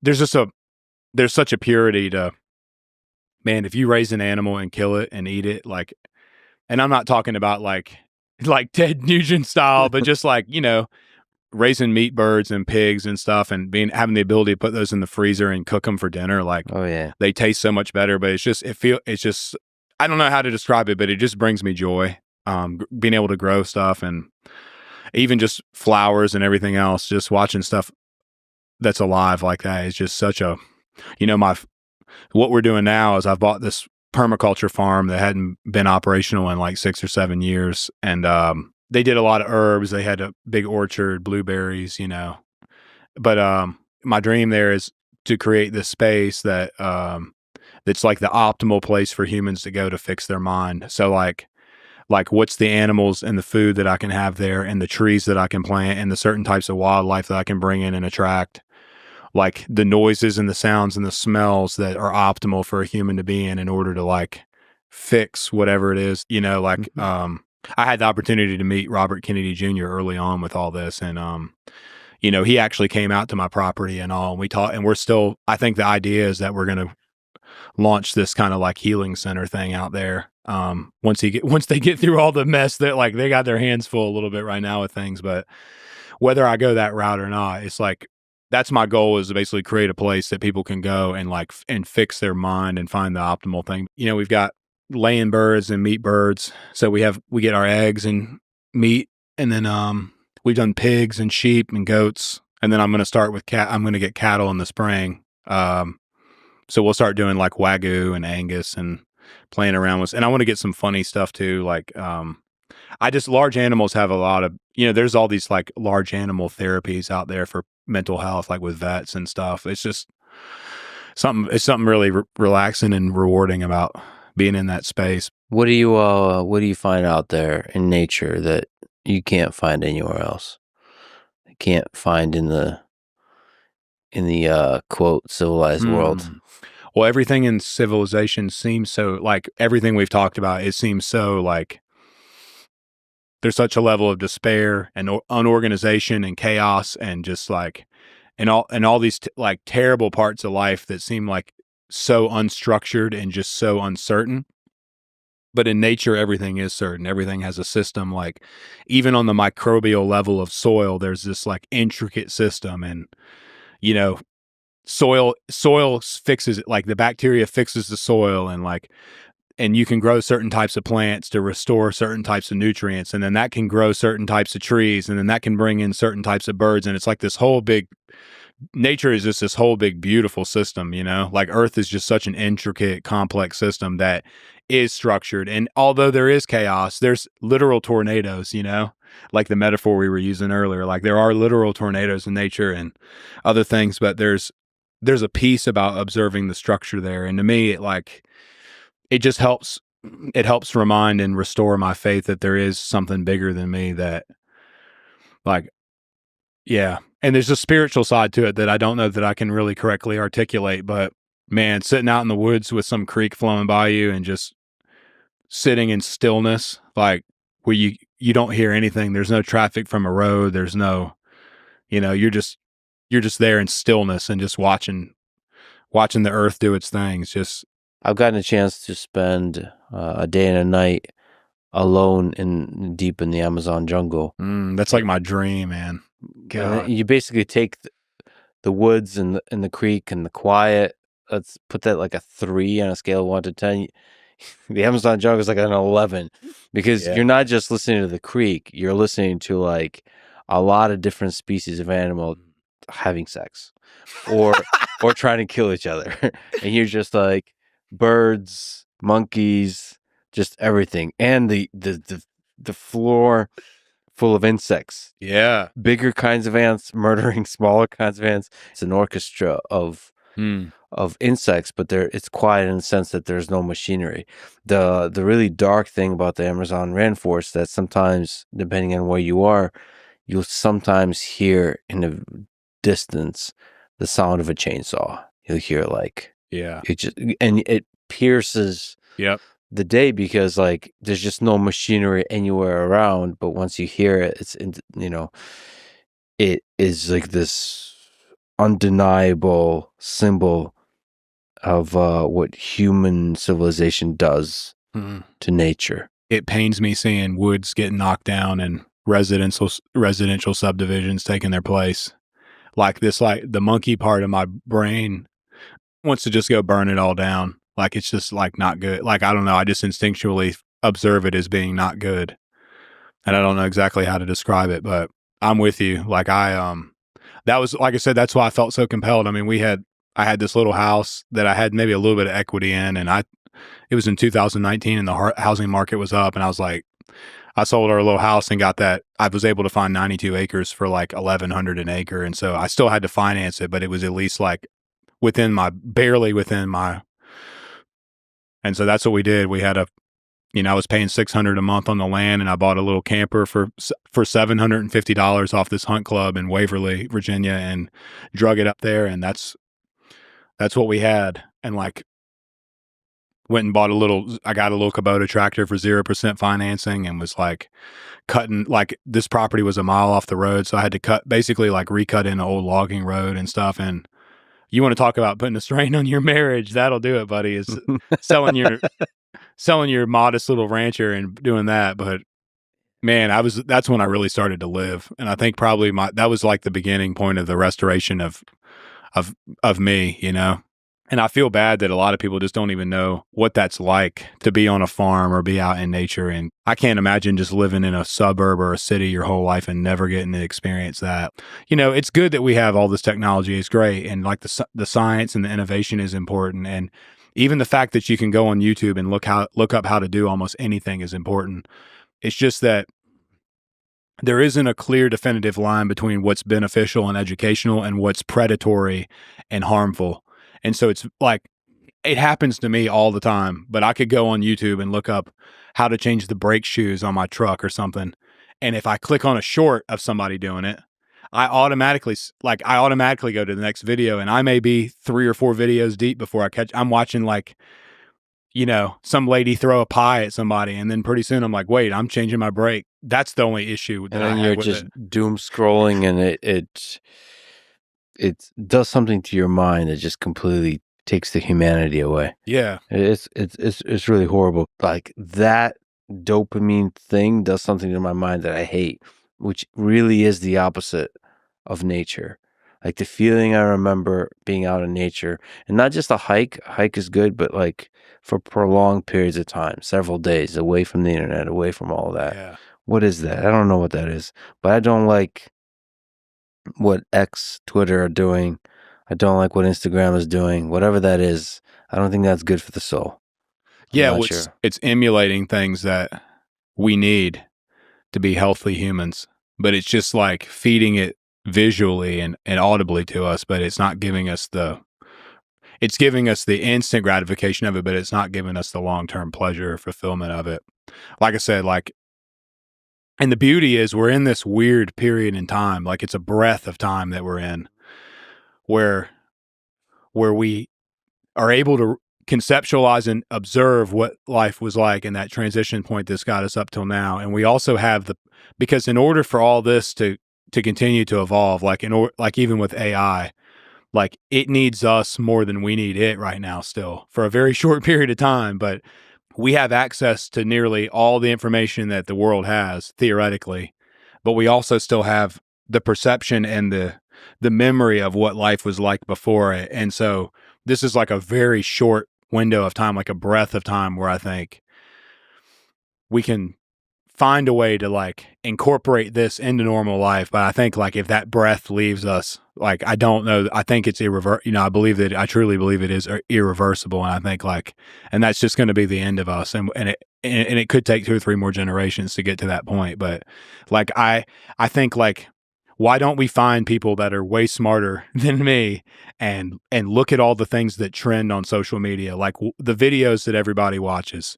Like I don't know what it is, if it's wood splitting and plumbing and blacksmithing and doing something with, like, let's find all the things that people are attracted to online that they obviously are like interested in, and just figure out a way to have them in real life for people to immerse themselves in. Yeah, I mean, it's a transitionary state, and one of the responsibilities I take very seriously, because I agree with you, is I try to pierce the bubble that is San Francisco, that is the Silicon Valley, that is the people that build these technologies.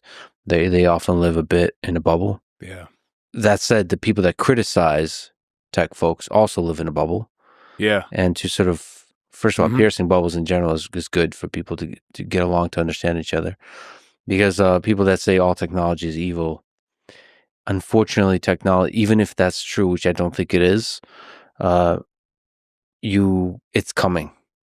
It's going to be built. And so you have to figure out how to do it in a way that preserves our humanity, that doesn't drag us into this black hole of like just maximizing engagement, maximizing this dopamine thing where instead of reading Dostoevsky, which I should be doing, I'm looking at some girl shaking her ass on Instagram and then feeling horrible about myself 5 minutes later.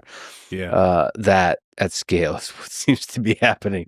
And so like reminding ourselves that this is not the way to steer human civilization to progress, to flourishing. The problem is I think we're wasting a lot of our bandwidth, like a lot of we only have so many minutes in a day to even use our brains, and our brains can only do but so much in a day anyway. And when we're wasting any of it on just that, it's like I see it in my unprofessional opinion as the world is becoming just a little more, in the last decade or two, as the world becomes a little more dreary and dark and more problems happen and city streets become more littered and jobs are like all these kind of problems that we all argue about all the time, as they become more prevalent, it's like the internet and just the visuals of the internet become so much more immersive, and video games are so much more, everything's so much better here. Everything's improving at lightning speed in technology, and it's degrading in society and in the real world.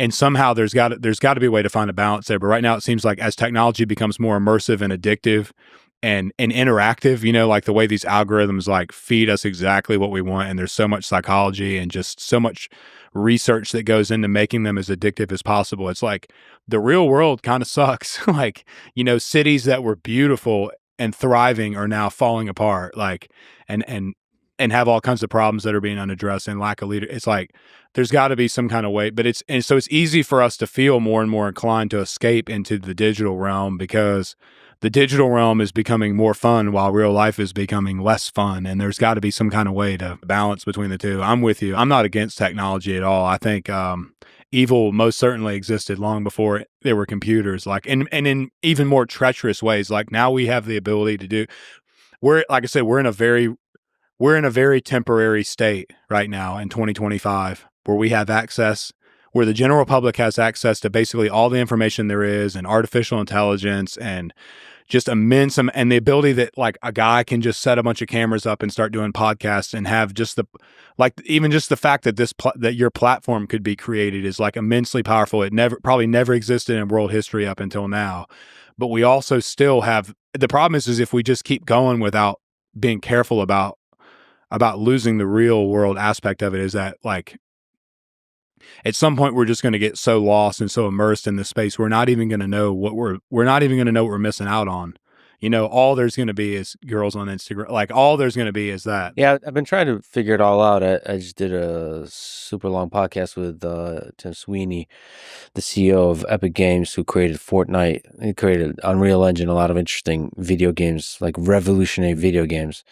So I don't know if you know, but Fortnite is this gigantic video game where people go into an online world and they shoot stuff. It's fun. It's not like Call of Duty, intense, militaristic, like raw, real kind of shooting. It's more fun shooting at each other.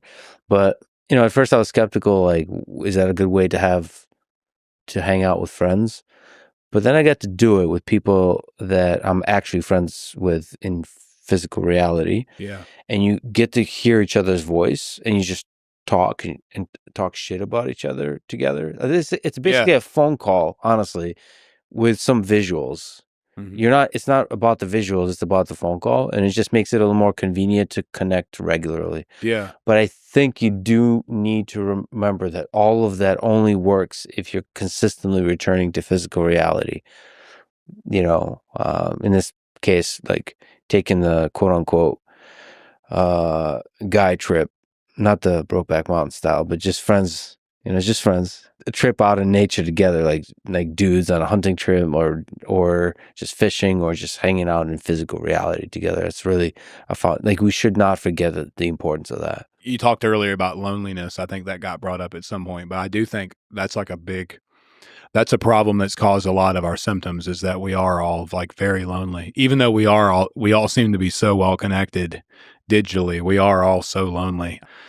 You got to think, I mean, Modern Warfare 2 was a big thing. I was supposed to be in class of 2010. So you can think like when I was in whatever grade, 8th grade or whatever, Call of Duty was like the thing. You know, I've certainly, like, trust me, I'm not saying that I'm right in this space of digital immersion with anybody else. Like I've been there and seen it and done, you know, like, but I've wasted who knows how many hundreds of hours on Modern Warfare 2. And like, I really built some great friendships from it, you know. There's a place for all that stuff. It's just like we have this innate responsibility to again, it just goes back to talking about our founding fathers and the way this country was created, and the importance and the importance of what it did for the world. You know, and my understanding is that it was the first time ever that people got together and agreed that, like you said, every man was equal. Because they were created in the image of God, they had unalienable rights that no government could take away from them. And that's really important. Like there won't be Fortnite if we don't worry about that. And honestly, like just the collapsing in our structure with the mental health with our youth and the suicide rates with our blue collar workers and all these kind of things we've touched and talked about, like those are all just things. We just need more time together in real life to fix those problems. Those are just things, like I said, I make the joke, but like there's never been one there's never been one dispute with my wife that I've been able to figure out how to fix through a text message, or like it takes being in person with people and like having human connection to fix any problem and to heal anything, you know? And so it's difficult. It's like, it's not anybody's fault that we're like that. We're not even able to really get to know each other and understand each other through the internet. Like we almost have to be together in person to even just get each other's point of view and perspectives on things. And, you know. Yeah, fuck the division that the internet creates, honestly. Like the left and the right it's been kind of a nightmare for me just to watch, because I see the very simple reality that we're in it together and that there's a lot more commonality between people. It seems cliche to say, but it's like now that needs to be said more than ever. Because when you look on X, it feels like everybody's divided, but we're not. Well, and people are always going to think differently too. Like just in our structure and the way we, again, it's like that. It goes back to that Jordan Peterson lecture about, I think in Maps of Meaning, where he talks about people who think more conservatively or more liberally about things. Like it's been applied to politics, but it's based more in psychology than anything. Like some people are going to think more inside the box and some people are going to think more outside the box, but we have to have both in order to have a healthy society. Like, oh, and also the thing that bothers me, your song Richmond, North of Richmond, a lot of people, so a pretty even split, people on the left and the right in terms of friends of mine, and sadly they've drifted towards the extremes a bit. Those on the left definitely have developed a case of Trump derangement syndrome. Those on the right seem to think that every person on the left is a kind of radical leftist. mm-hmm. Yeah, it's like hilarious to listen to people talk. It's like everybody's lost their mind. It feels like, but also on top of that, people on the right see Trump as this savior, as this figure who could do no wrong, who's going to restore freedom in America and all, continue. You can do a full list of really positive things. And to me, he's yet another rich man north of Richmond. Biden, Trump, it's all the same thing. Some might be able to do more good than others, but ultimately they're in positions of power and power corrupts. And those in those positions often forget about the everyday person, the working class, and they leave them behind. Ultimately, serve the people that are close to them, and sometimes serve themselves to maintain power, to grow their power. I think the good thing you can say about them is and I could say that about both Donald Trump and Joe Biden, is that they really love their family. I could say that one of the things that I love about both people is that they genuinely love their family. And like, it was always heartwarming to me to see how much Joe Biden loves his family. Yeah. And honestly, like, just do anything for his family. And the same is true for Trump. And that just reminds you that they're human beings. And yeah, all that to say is like, we need to see the humanity in each of us. And to some degree, always distrust the people in power.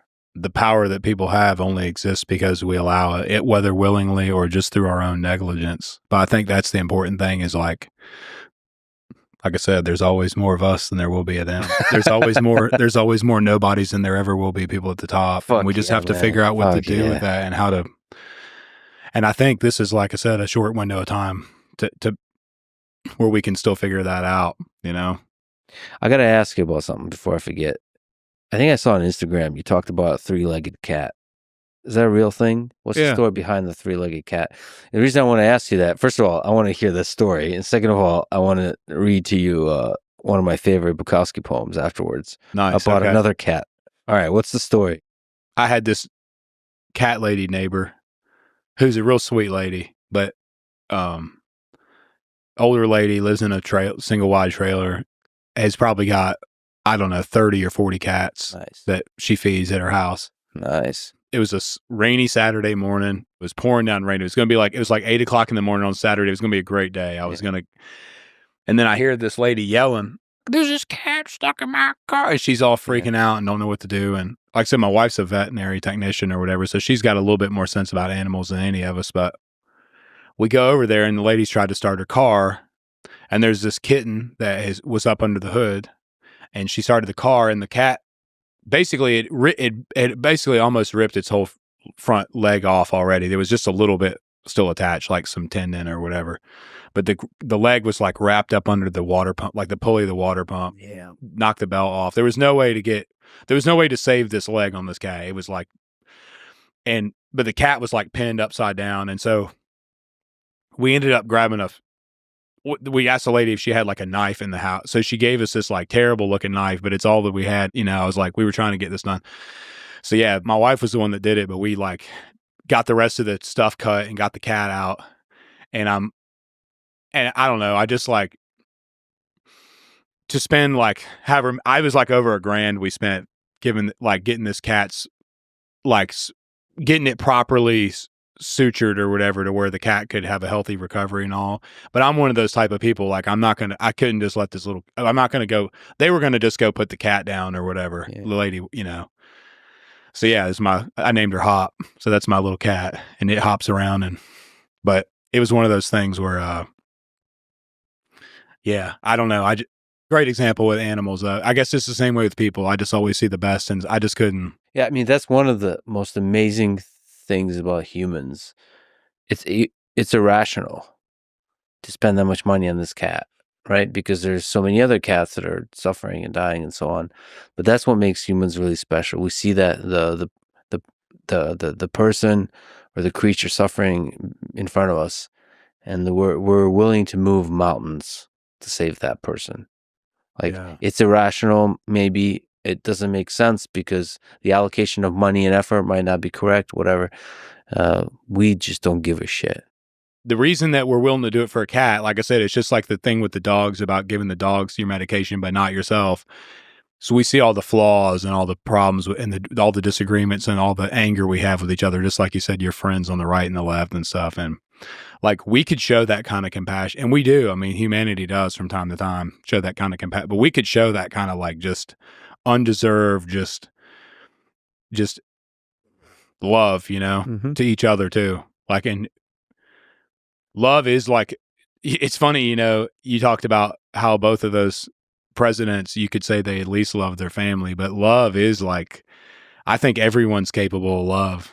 It's probably the most powerful thing there is, even beyond hate, I think is love, but it is crazy with animals. It's it comes out of us so easily with animals because to us, they're just these innocent little lives. We don't have anything against them, Mm-hmm. Like they don't talk. They don't have political views. They're just little creatures. But the reality is we're all just creatures like that, We do that with human children. Yeah. But we don't do it enough with adults who are also kinds of children. We're still fucking lost in this world. So I gotta read you this. Nice. It's gotta be one of my favorite poems. It's called "The History of One Tough Motherfucker" by Charles Bukowski. And people should go look at videos. Well, there's videos of Bukowski doing interviews with a cat by his side, and that's the cat he's talking about. All right, it goes like this. He came to the door one night, wet, thin, beaten, and terrorized. A white, cross-eyed, tailless cat.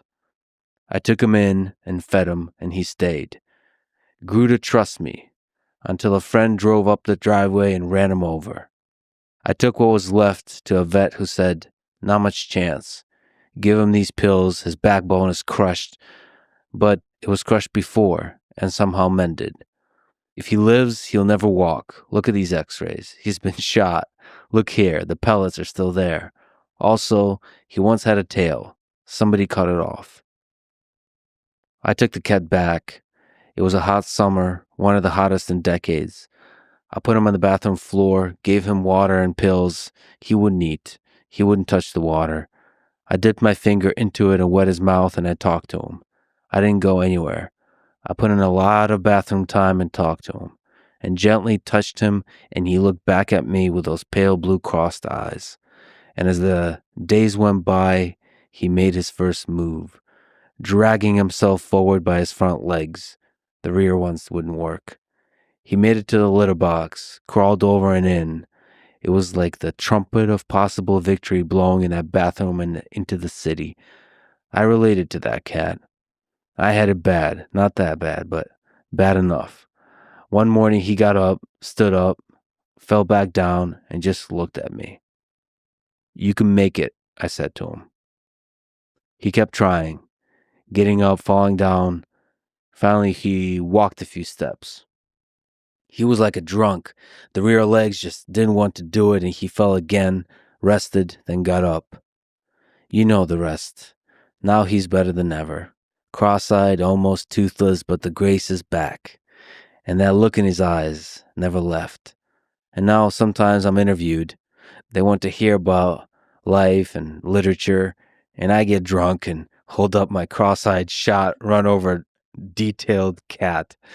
and I say, look at this. But they don't understand. They say something like, you say you've been influenced by Celine. No. I hold the cat up, influenced by what happens, by things like this, by this, by this. I shake the cat, hold him up in the smoky and drunken light. He's relaxed. He knows. It's then that the interviews end. Although I am proud sometimes when I see the pictures later, and there I am, and there's the cat, and we are photographed together. He too knows it's bullshit, but that somehow it all helps. So when you posted about I love that. the three-legged cat, there you go.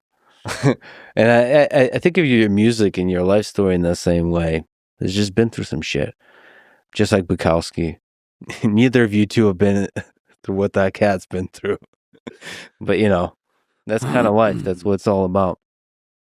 I was wondering if you could play a couple songs. Sure. Yeah. Okay, cool. Do you want to take a break or no? No, I'm good. We might have to take a break just for me to get this figured out. But Bathroom break real quick. of course, yeah.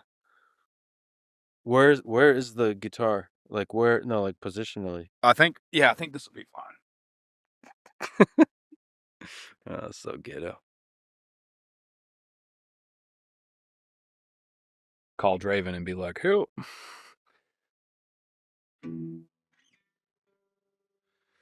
Well, I guess I'll do.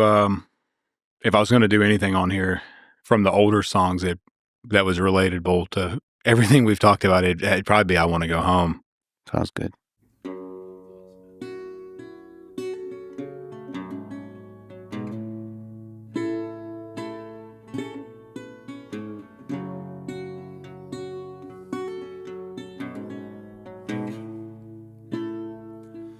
If it weren't for my old dogs and the good Lord, they'd have me strung up in the psych ward. 'Cause every day living in this new world is one too many days to me. Son, we're on the brink of the next world war, and I don't think nobody's praying no more. And I ain't saying I know it for sure. I'm just down on my knees begging the Lord, take me home. I wanna go home. I don't know which road to go. It's been so long. I just know I didn't used to wake up feeling this way, cussing myself every damn day. People have really gone and lost their way. They all just do what the TV say. I wanna go home.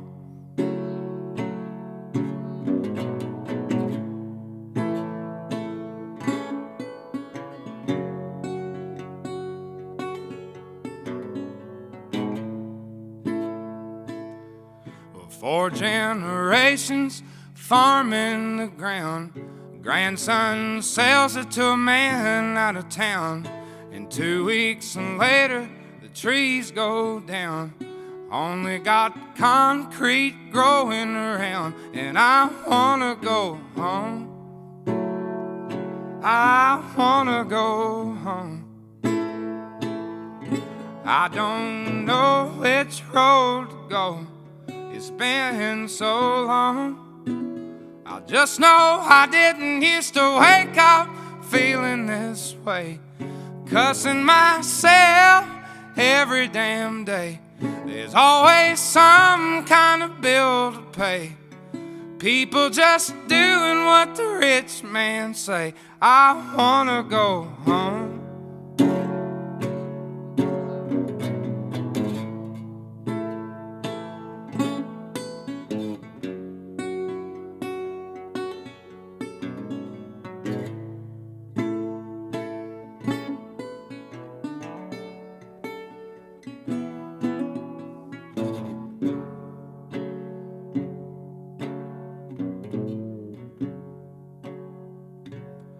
If it weren't for my old dogs and the good Lord, well, they'd have me strung up in the psych ward. That's probably one of the first. I don't know. It's not the first song I wrote, but one of them. What a song, man. What a song. What a song.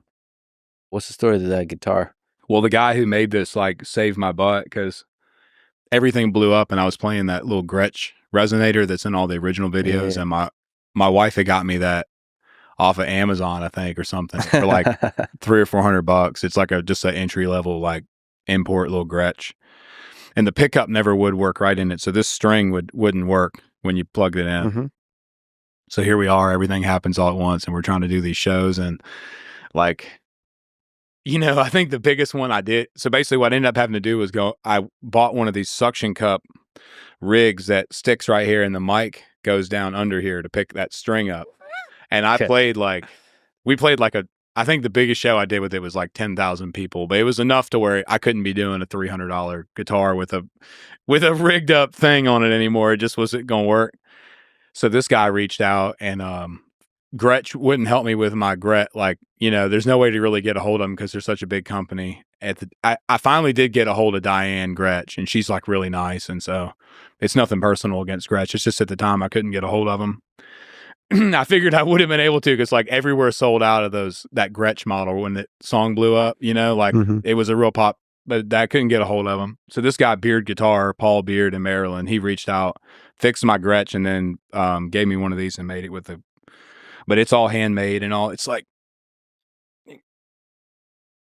yeah, you can like whack somebody over the head with it pretty good. Yeah, it's nice and heavy. But yeah, he makes them all by hand. Nice. Little family owned place. And I know nothing about resonated guitars. Is that like, you play regular acoustic?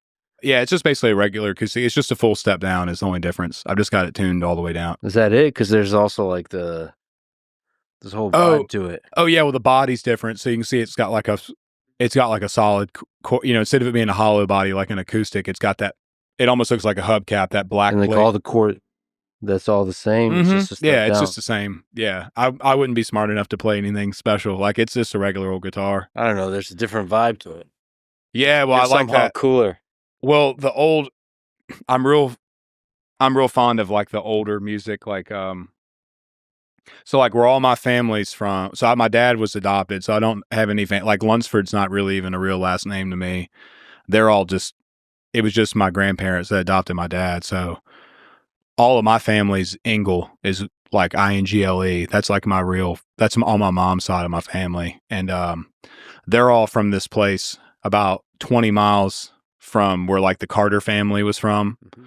So all that old Virginia, like kind of bluegrass folk music and stuff. And so I was just always attracted to that. And so I like the resonator a full step down because to me, it kind of gives it that old sound. Like, you know, a lot of the instruments back then had like bad, dull strings and they were older and they were out of tune a little bit and stuff. And I listen to a lot of that type of music. So I like the strings being a little out of tune and dull and not everything. And just that, yeah, that's why I was so attracted to it. Plus like some of the old blues players, like, you know, playing the dobro and stuff. But that's why I wanted to get the resonator, was just because of that old, I mean, that's even why, like, you know, I had to use my grandpa's name as an alias, but that Oliver Anthony music is really supposed to represent like old music from like 1930s Virginia or something, like, you know, like it's kind of got that type of feel to it, or at least in its core, you know. It feels like from another time, but it also feels timeless.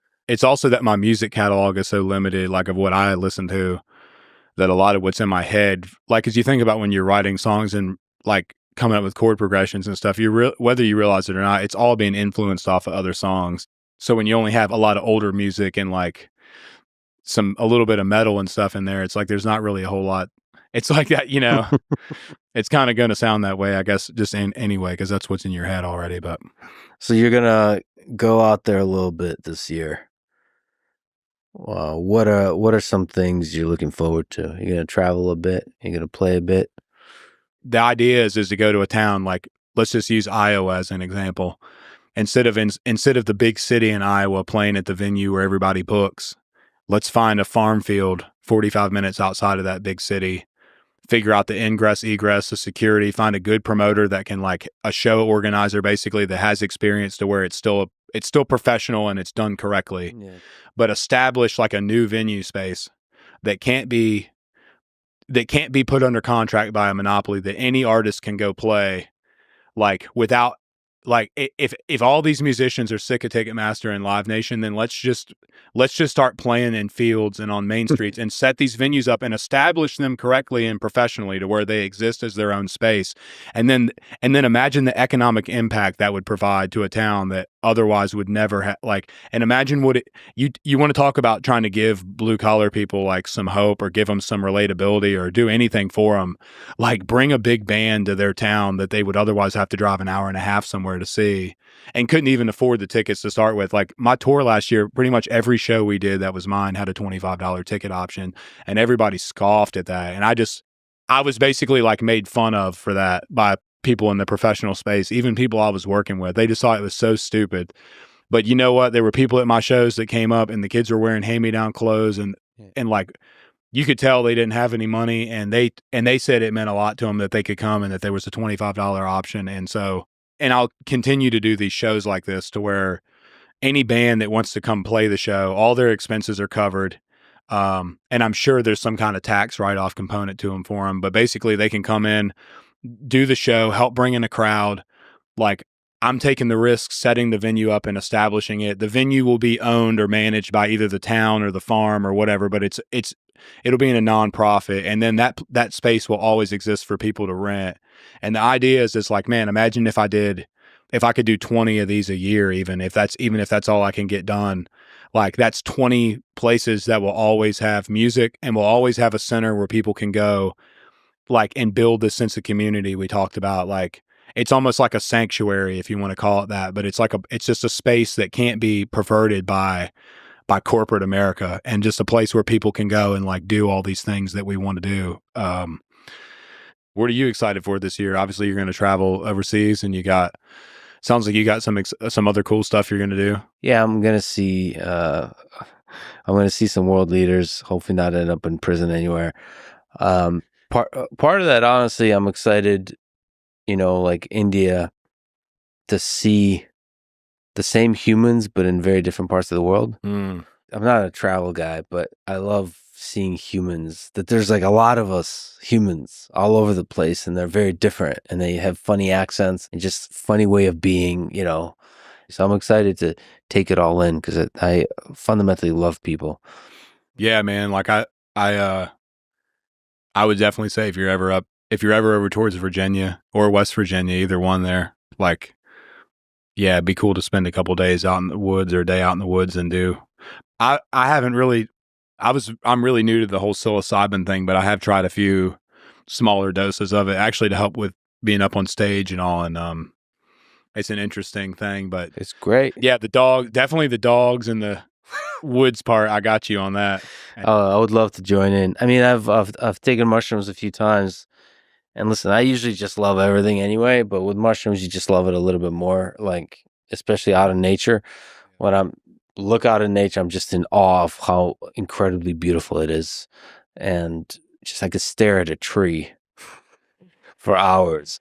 And then you take mushrooms and like that tree starts like having some more dynamism to it. So it's just a little boost, but like, yeah, I don't really I get care. into this crazy, like I said, it's only been a handful of times because I don't know. It's one of those things where it's still a little unfamiliar to me, but like talking about trees and psilocybin, you start to look in those trees and you think like, in their relative perspective of time, because they're constantly moving around and growing and doing all these things. And you think about like in their perspective, maybe we're just moving way faster than their perception, and they're moving at just a normal speed. It's just that you get into all these crazy trains of thought when you sit out in the woods on that stuff, but 100%, man. I mean, like maybe that's the history of life. I mean, humans will have some chance of destroying 99% of the population with nuclear weapons, and the trees will remain, and they will reconstruct the environment of Earth and help the few humans that remain to survive. And it'll be the fucking trees that we'd be grateful for. Their actual deep, ancient wisdom. So maybe they're the intelligent ones. Maybe we're the idiots. When you're out in nature like that and just reading about, just looking at and studying the way all those systems work with soil and trees and animals and how it all just integrates in together so perfectly, it does give you some sense of peace that maybe there is some system at place that's out of our hands that can just help us with our faults and our repercussions. And again, like for me, just I think just being out there, especially now looking at it through the lens of God, of God, it helps. I've found no greater peace than just being out in the woods and praying, or just trying to focus my mind on that. But yeah, I would love for you to come out there sometime, and I'm 100% will visit. See, like feeling peaceful out in Virginia in the woods is easy. Try doing it in the Amazon jungle when a giant ant crawls and just bites you. Dude, I would do anything to go to the Amazon. And all of the peace is gone. You're like, motherfucker, what do you do? And then like a second one joins in, kills the first one and bites you again. And then you're like, okay, nature is not all. Yeah, it's not. I mean, there is harmony to it, but part of the harmony is the violence. Yeah. It's just the reality of it. It's sex and violence. Like, I guess that's the thing about it, though, is like it has all the same components of humanity, just almost, like almost to a comical level. I mean, the real comedy is the monkeys up in the trees. It's like little humans, and they're arguing and screaming at each other, throwing stuff, they're getting into fights. It's like reality TV, but like more pure, more real, more distilled down to its fundamentals. Like we are that, Yeah. We put on clothes these days and have fancy words that we say to each other and look all sexy on Instagram, but we're the same. Monkeys, apes. It's like the old lobsters, but it really is true. Yeah. We all, we're all on that same operating system in a way. Brother, this was a huge honor. I don't have the words to describe how incredible this was. And I think it was just fun. It was really fun talking to you. Total honor to be able to come on here for me as well. And especially just to get to meet you in real life and see, like, you are what I expected you to be, like, in a good way. Like, you just don't ever you're a good dude. So I appreciate what you're doing. I got to show you the sex dungeon downstairs. Nice. Where Heck yeah. where I keep sex slaves. It's very different. No. Yeah, man. All right. Time to wake up. Let's go back to reality.